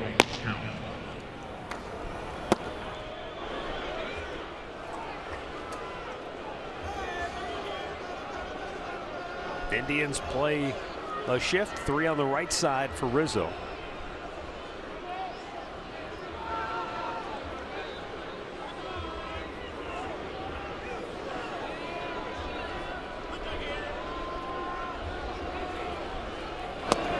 Olson misses outside ball 1. Tyler Olson did work a scoreless inning last night, but he did not face Rizzo. He faced LaStella and Schwarber.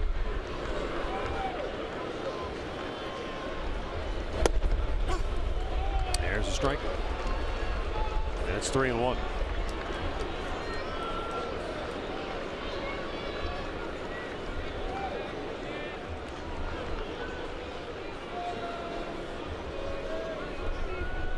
One pitch. Center field. Rajay with a long run, but he's there to make the grab. And the inning is over. Stretch time in Cleveland. Indians 3, Cubs 1.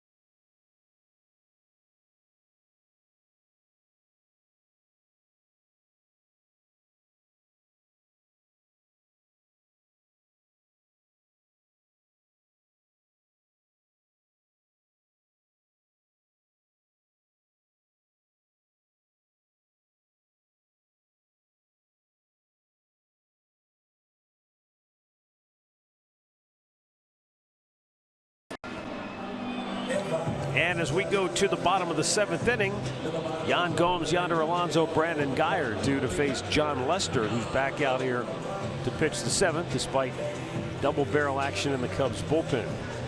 Yan Gomes 0 for 2, swung the bat well his last time up, hit it hard deep to right field, but Hayward able to make the spinning catch.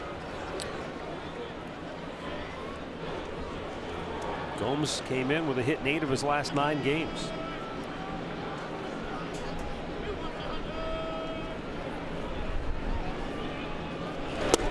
How about this? 142 years ago today, Chicago played its first ever game. 142 years. 142 years ago. 1876. They beat Louisville 4-0, the first shutout in National League history, and Albert Spalding made the start. And that year he started 60 of the Cubs' 66 games. What was his nickname? Rubber Arm? You have to remember, they didn't start throwing overhand until 1884. Oh, okay. So it was a little different. But softball action. Yeah. A natural reaction for your arm to go. Underhand. I mean, you're literally the only pitcher they had. They had maybe one other guy, but the 1-2 pitch off the mound, fielded cleanly by Listella. Albert Spalding, though, of course, became more famous because of the sporting goods company that he founded. I was going to ask you that. You know, he wasn't the first guy to wear a glove. Guys had started wearing gloves, but they were more like literally like, you know, like the kind of glove you would go out and shovel the driveway with. They would cut the fingers out of them, just something for a little extra padding. Right. But I think Albert Spalding was credited with maybe popularizing it and designing a different type of glove, and then eventually when he got into the sporting I know those business. gloves, when you look at the pictures from back in the 1800s, those didn't look like gloves. No. They look like pancakes or something. They made their hands, you know, not much of a pocket. No, not I'd even. love to get a picture of a glove from back there and look at the gloves they make now. It'd be like. Yonder Alonso sends one shallow center. In comes Almora. Makes the catch, 2 down. Let's go down to Andre. Well, I love conversations about pancakes, but let's talk about Melky Cabrera. The Indians made it official today. They have signed the switch-hitting outfielder, and they're sending him directly to Goodyear, Arizona. He will be there for 7 to 10 days, and then the team will start making a decision of how and where they will use him. Probably will go to Columbus and get some more at-bats, but Terry Francona said tonight before the game he doesn't want to rush him into this situation. He wants to use him the right way, and he loves how well he hits from both sides of the plate. Hey, Andre, any idea what he might have been doing prior to this? He was in pretty decent shape from the people that I've talked to, and he was very insistent that he could be ready in a week to 10 days. I bet he will. I bet he won't last more than 7 down there. He's going to want to. He's probably chomping at the bit to play. I was searching for pancake gloves, and I saw some. I Googled, but as I did that, I actually saw him working out. He looks like he's lost a little weight. He looks like he's in shape. He He's should only be good 33 years old. Yeah, right. This isn't like some guy at the end of the line that. No, but I'm saying keeping yourself in that baseball shape, you got to get yourself a look at some live pitching. I didn't mean that. I just meant, I mean, this is a guy who, you know, they didn't just sign him now. Right. This is a guy that just couldn't get a contract because there were a lot of guys out there this year that maybe their agents shot a little too high. Well, Tito said the same thing. He said Mark Reynolds is out there. You know, he named off about 3 or 4 guys. He goes, it's amazing the names that are out there when you're in this situation. You know, Batista rather was out there for a little while. So he said he was surprised, but he said this is the type of guy they need right now in their outfield and in their lineup. Well, Brandon Geyer gave the Indians a big lift with a home run in the 5th inning. Now he draws a walk with 2 outs here in the 7th inning. And Melky Cabrera certainly knows a lot about the American League Central Division with his time with Kansas City and Chicago. Well, he's played against us a long time, and I'll tell you, his splits between left and right are pretty much the same. Well, that's what Tito loves. The other thing he said is Melky was one of those guys you see in April struggling. Because then you go back and you go to Chicago or wherever and see him in 3 months, and his numbers will be exactly where they are and what those numbers that are up there right now. He says he always at about 80 RBIs, always about 280 to 290. That's what they need. Remember last year, the day before he got traded, he was 4 for 4 against Corey Kluber, then got traded to Kansas City.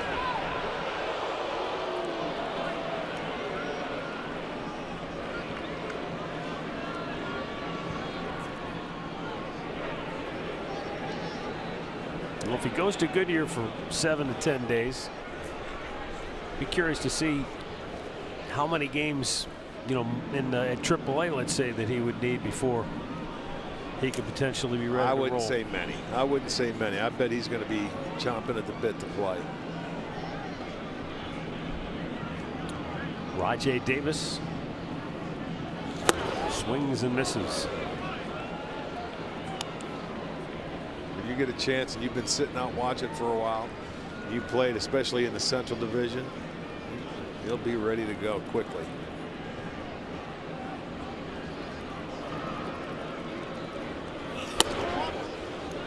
By the way, just to finish the thought on the gloves, I remember the Hall of Fame years ago seeing Brooks Robinson's glove. It's not like he played in the 1800s. Right. 70s, and his glove 60s, looked like 70s. a beat-up old thing that was keeping a door, you know, from closing.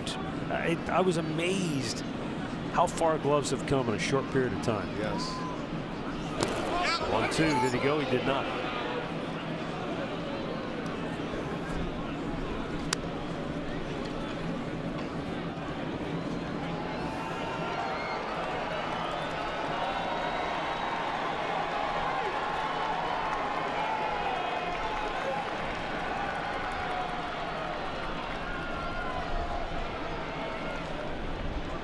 Two.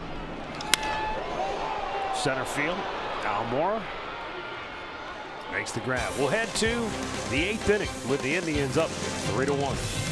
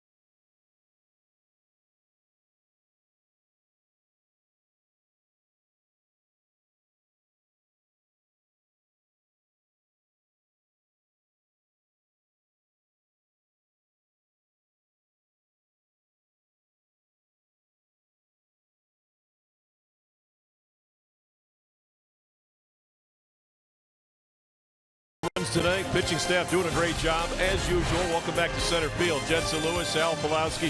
Plenty of subplots here tonight. Andrew Miller had to exit the game just a moment ago, so Tyler Olson's in. But 3 solo home runs tonight, Jensen, for the offense. That's been big. Yeah, bittersweet. Obviously, stick with us with Indians Live. We'll have the very latest as we get it about Andrew Miller. But the offense, it's all been about the home run ball this year. But Trevor Bauer, another outstanding start at home. He's very strong. Bullpen doing a good job so far. Join us for Indians Live after the game. It's brought to you by Conrad's Tire Express and Total Car Care. Much more on this one. Matt and Rick, back to you. Thanks, Al. Tyler Olson got the final out of the 7th inning. He'll stay on here in the 8th with Wilson Contreras, the right-handed batter, but then you've got back-to-back lefties scheduled, although I see a pinch hitter moving to the on-deck circle for La Stella. Yeah, that's right. That's exactly going to make him make his moves.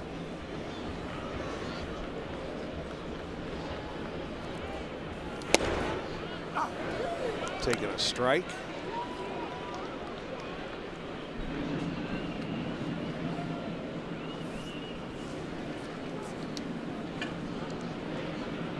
Looks like Caratini on deck. Grounded foul. We saw him in Vegas when we were there at spring training. Yes. Bradley Zimmer is taken over in center field for Rajay He needs Davis. his mask. He didn't realize how cold it was out there.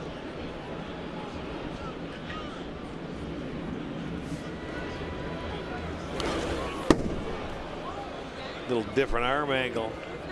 That wasn't close.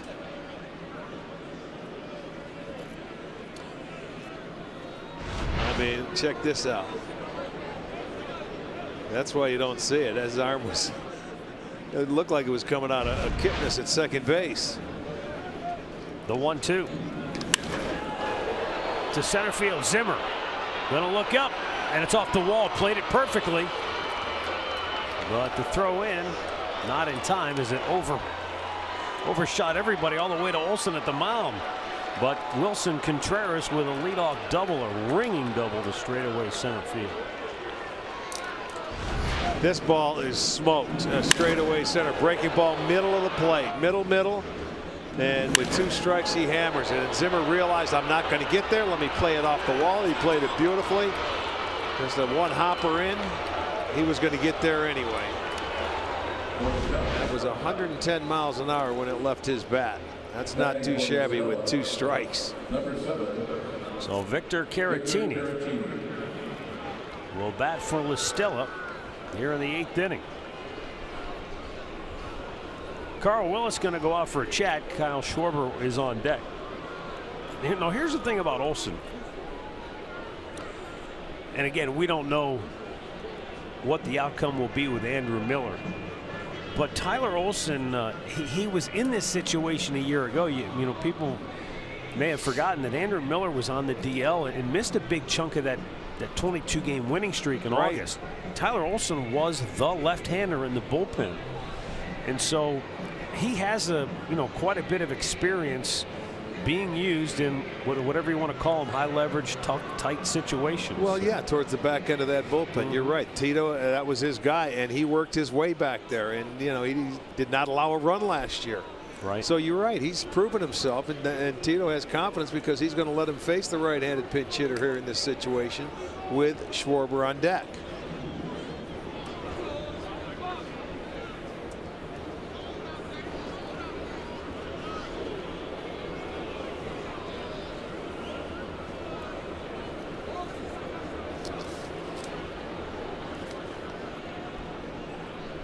Caratini, a switch hitter. His splits are not that much of a difference. He has 3 hits from the right side of the plate, 5 from the left side so far this year. He's 0 for 2 as a pinch hitter. Right.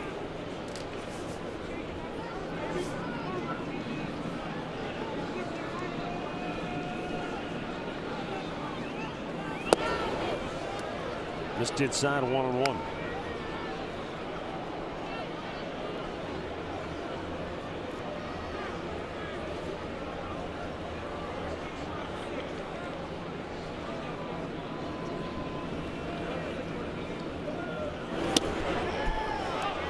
Slow hook, just missed away with it, and now it's 2-1.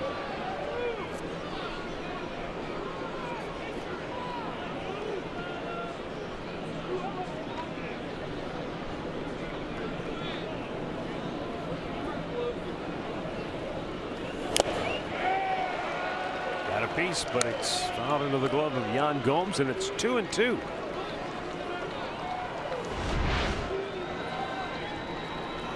Breaking ball going in there, and he cuts through it.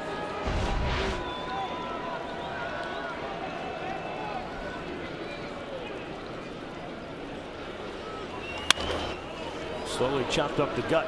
Kipnis has it and throws out Caratini. Contreras goes to third, 1 down.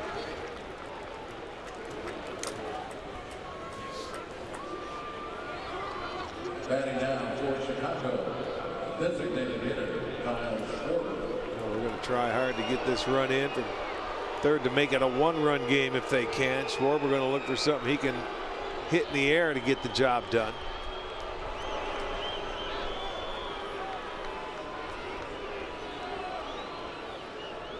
This time not quite the shift, Matt, as normal. Lindor on the sort of the shortstop side of second. Jose Ramirez even with the bag at third.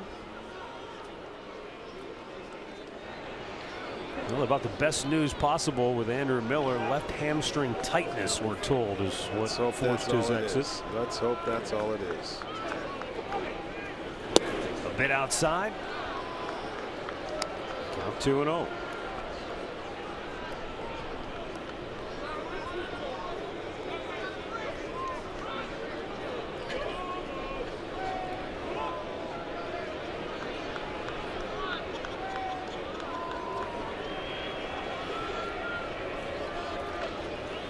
Good pitch. Yeah, you have to throw a strike in that situation. So if you're going to throw that curveball, and he's looking for something that he can hit in the air, fastball. And you can see he hasn't done a whole lot against lefties. Swung on and missed. Came back with it again. Come back with it one more time. Schwarber looked like he was trying to hit that one out on the East 9th Street. The bigger swing you have on that breaking ball, the better, because that's the slower pitch. And I mean, that was the middle of the plate. He's trying to tie the game up is what he's trying to do, instead of just get that runner in for third. See if that approach changes with 2 strikes. The 2-2. Not a play. Came back with it again. Sure, why not?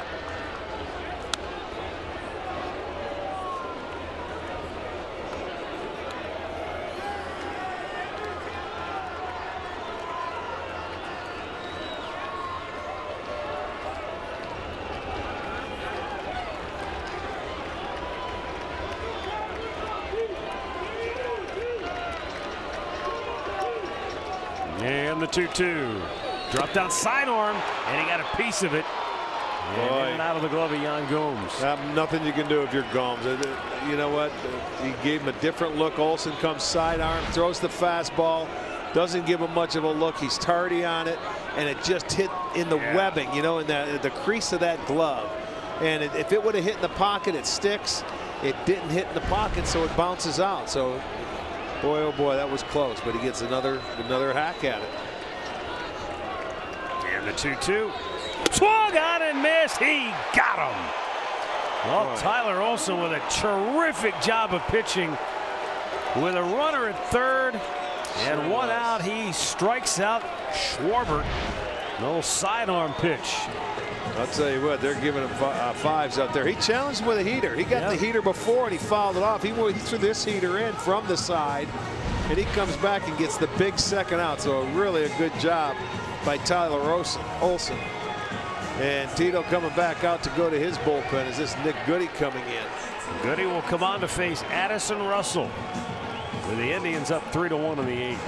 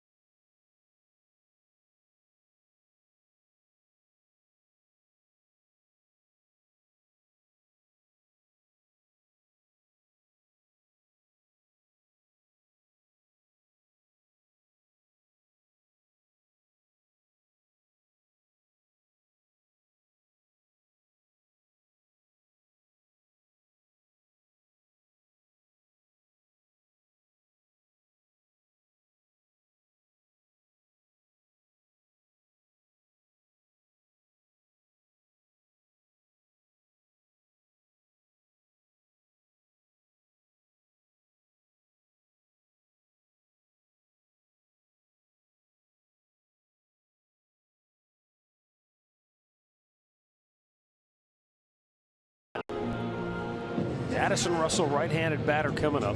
Nick Goody on for the Indians for the 8th time this year.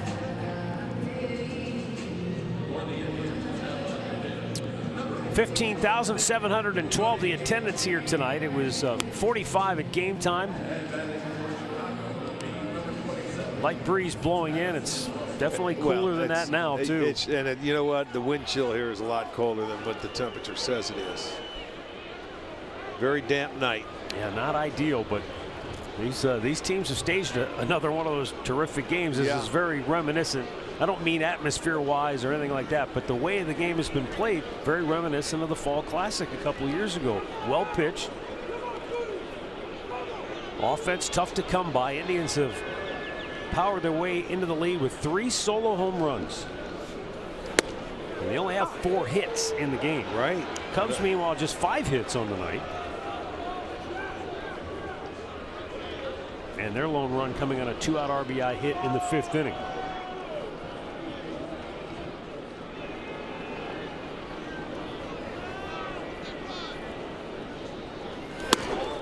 Goody with a high fastball.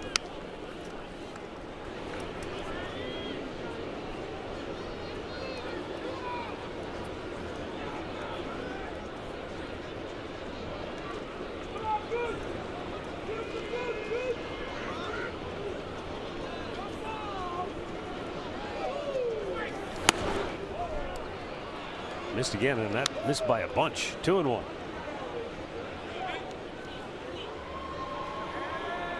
One big out to get to send this one to the bottom of the 8th inning with the Indians up 2.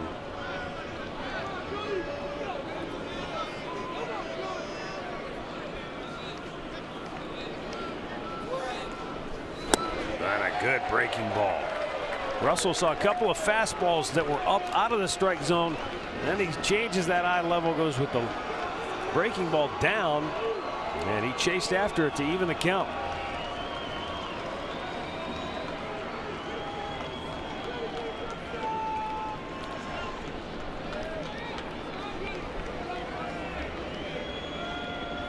The 2-2. Swung out and missed. Nick Goody stayed right with it.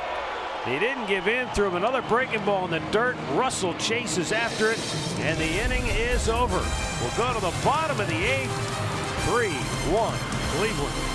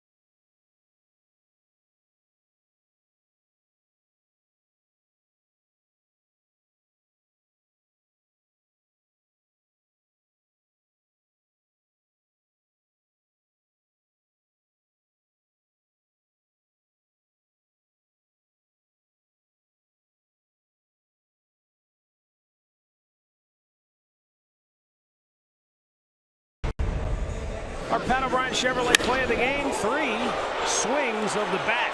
3 solo home runs. Brandon Geyer in the 5th. And then Lindor and Edwin Encarnacion in the 6th. Now the solo home runs. And again, the drive strikes by the long ball.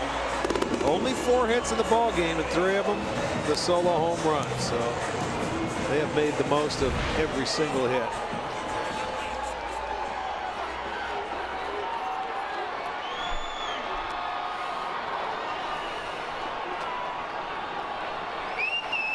Mike Montgomery is pitching.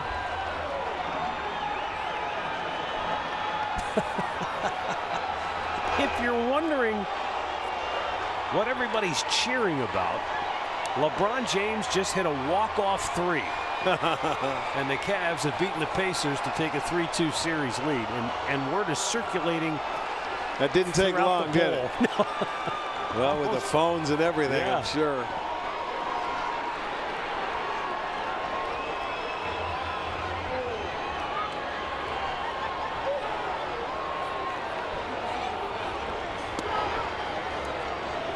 How about this? Murph tells me that Mike Montgomery, as you take a look at the defensive changes for Chicago, Caratini behind the plate.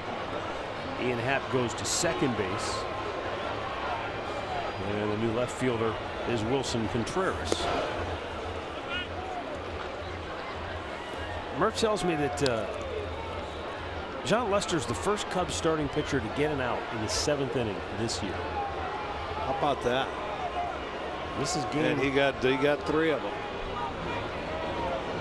Well, the Indians had 5 consecutive games where they pitched 7 innings, their starters. That's true, yeah. You know, game 21 for the Cubs, but I know still, that's it's still pretty. And that's the difference. I mean, they're doing it by scoring a lot of runs. And a leadoff walk for Lindor. Recapping our storylines, brought to you by your Ford dealers. Big game Bauer, he came up big.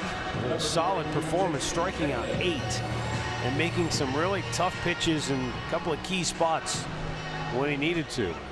Indians didn't have to turn the running game loose because they didn't have many opportunities. They beat him with the big ball tonight.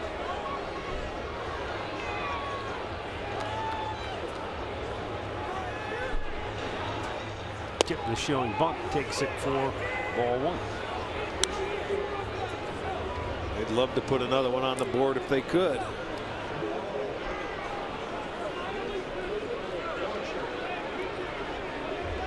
John Lester in his 7 innings walked 2 batters, struck out 4. Montgomery walks the first hitter. That's what came back and sort of bit Trevor Bauer, that 1-out walk back in the 5th inning and a wild pitch that came around and he scored. That's how they're on the board.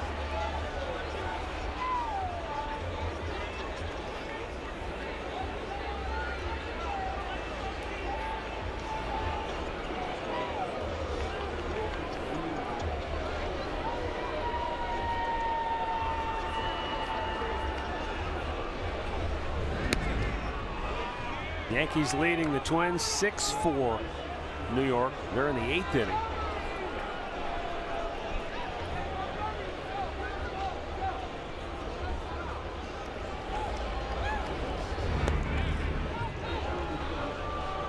Tigers beat the Pirates in game 1 of a doubleheader this afternoon, and in game 2 Pittsburgh has the lead, but I believe they're only in the 4th inning. You're right, bottom of the 4th. Pittsburgh 3-1. They're leading Detroit. Tigers trying to get to 500 with a win.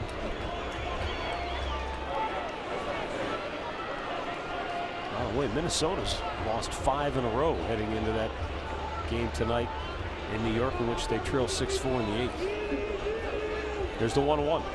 Again, Kipnis squaring, but takes it back. It's 2-1.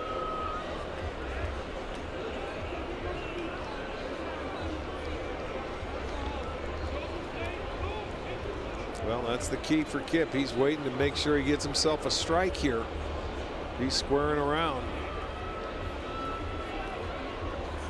Beautiful. Well done. Montgomery goes to first. Sacrifice. They throw it away in the left field. Lindor can run all day. He'll come around third and score. A defensive miscue by the Cubs is costly. 4-1 Cleveland. I don't know why Rizzo tried to throw behind Lindor and make that play, because they were out of position. But he tried to make a great play and threw it into left field, and Lindor could run all day. Watch this. They're going to be out of position. Everyone's moving, so he's got to throw it to Russell. It's an automatic sacrifice. Lindor was thinking third because nobody was there, and then Rizzo throws it to second base, and Russell wasn't waiting for it, man. He wasn't in position. It was a bad throw, so that'll be an error on Rizzo.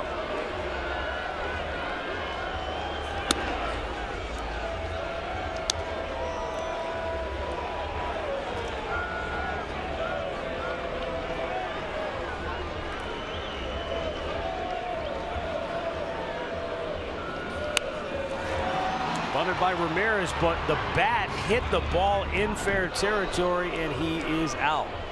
We give the assist to the catcher. Well, the put out, I should say, to the catcher. Yeah, you don't see many two-base throwing errors on a first baseman. No. Let's see what happens. He's out of the batter's box right now, and there it goes. There you go. It's pushing it, and it even made it a better bunt than what it was.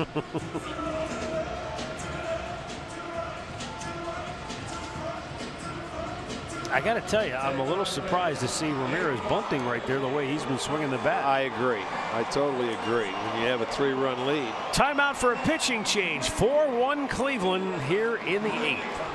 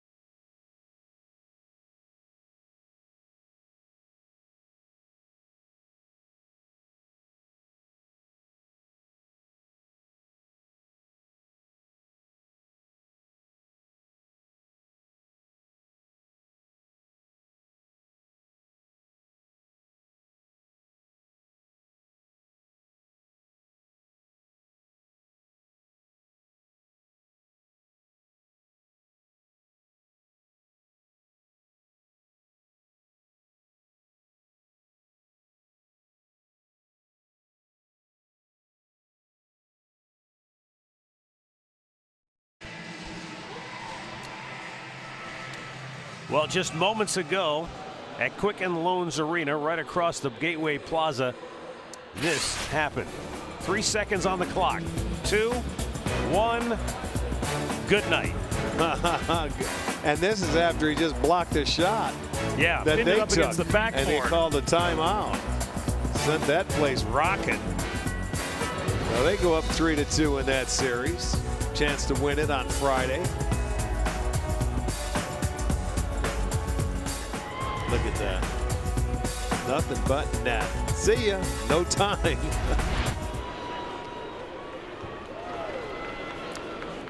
Edwin Encarnacion to face Pedro Strop with 2 down here in the 8th.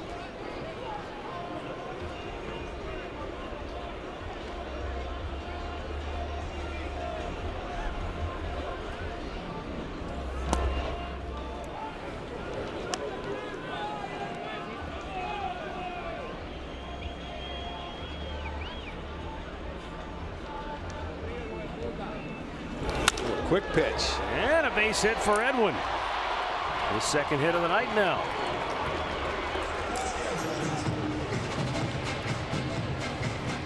He tried to quick pitch him, man. He comes set, and the Strop will do this. We've seen it from time to time. Look at, he didn't come set. He can do that with nobody on base.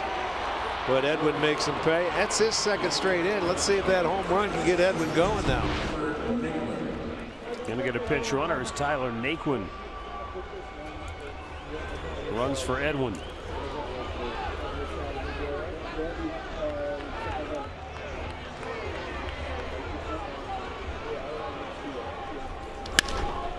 Brantley with a base hit into center field.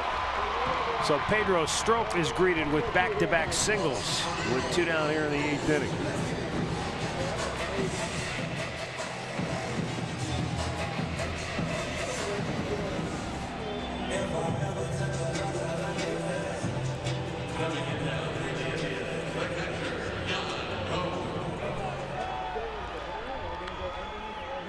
Indians now with 6 hits on the evening.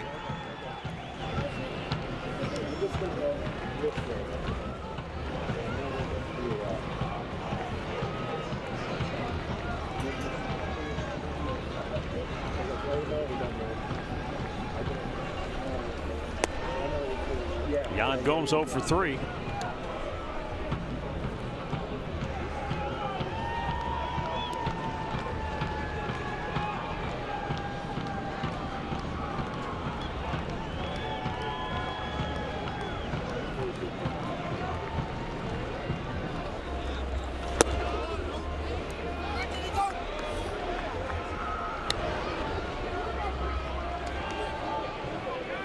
Well, how about that? Not one opportunity. Well, they have one now. Tonight is this at bat. They have a runner in scoring position. The Cubs 1 for 10.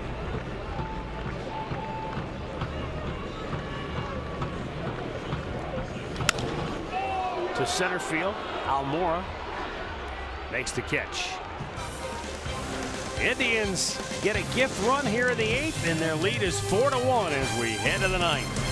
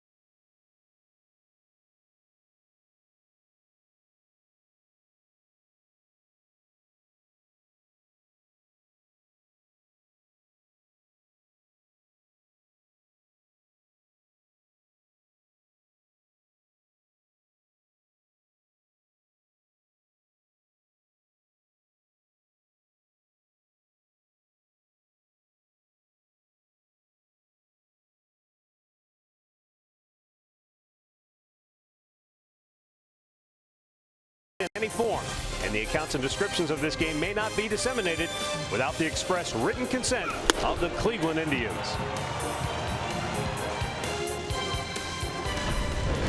Well, it's 4-1 Cleveland, and now we go to the 9th inning. And a save opportunity for one Cody Allen, who's looking for his 5th of the year. Making his 10th appearance. He's walked 2, struck out a dozen in 10 innings of work. And he's got the bottom part of the order. But, boy, when you're facing a team like the Cubs, that doesn't mean anything. Because the 8 and 9 hitters are Jason Hayward and Ian Happ. And then you've got Albert Almora Jr. due up 3rd.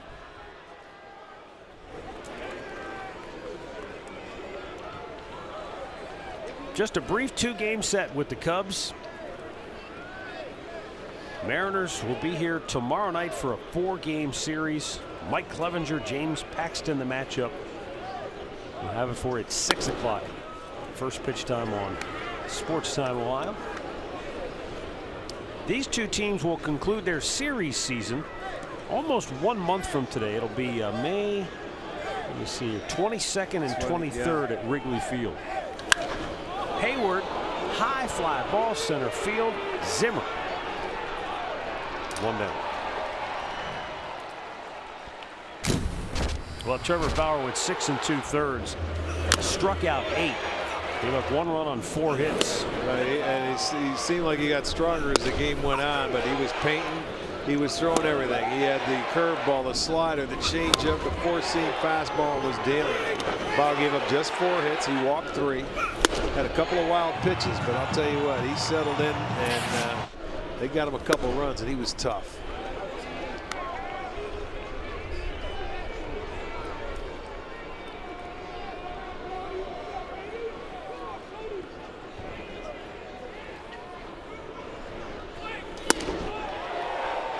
Ian Happ has struck out twice tonight. He walked and scored back in the 5th inning.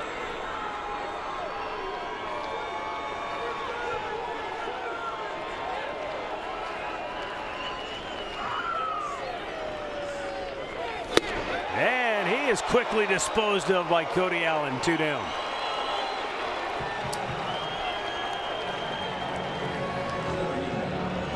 That is the 11th strikeout for Indians pitching on the night. Well, he just weighed Power City right there. Let's go. Here's what I got. Let's see what you got.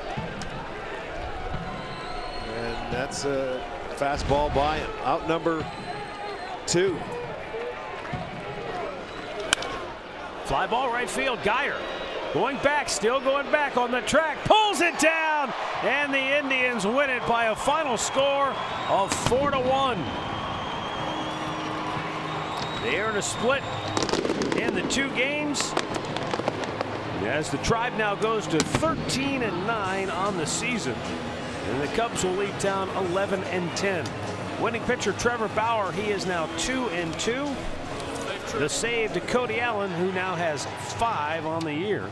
Losing pitcher John Lester, he's now 2-1 on the season. So once again, a familiar formula for the Indians. Good pitching, hit a few home runs. Yeah, right. And a familiar trend for Chicago. That is now the 7th time out of their 10 losses they've been held to 2 runs or less. Hey, and that's exactly what the Indians needed. Bauer and Lester matched up with a really good ball game, and they made an adjustment against Lester and started taking them the other way is when all the home runs came, and it's something they desperately needed. And another low-scoring game, but that fits right into the Tribe's hand. So the Indians win it. They split the series. The final score is 4-1, and we'll have a final word right after this.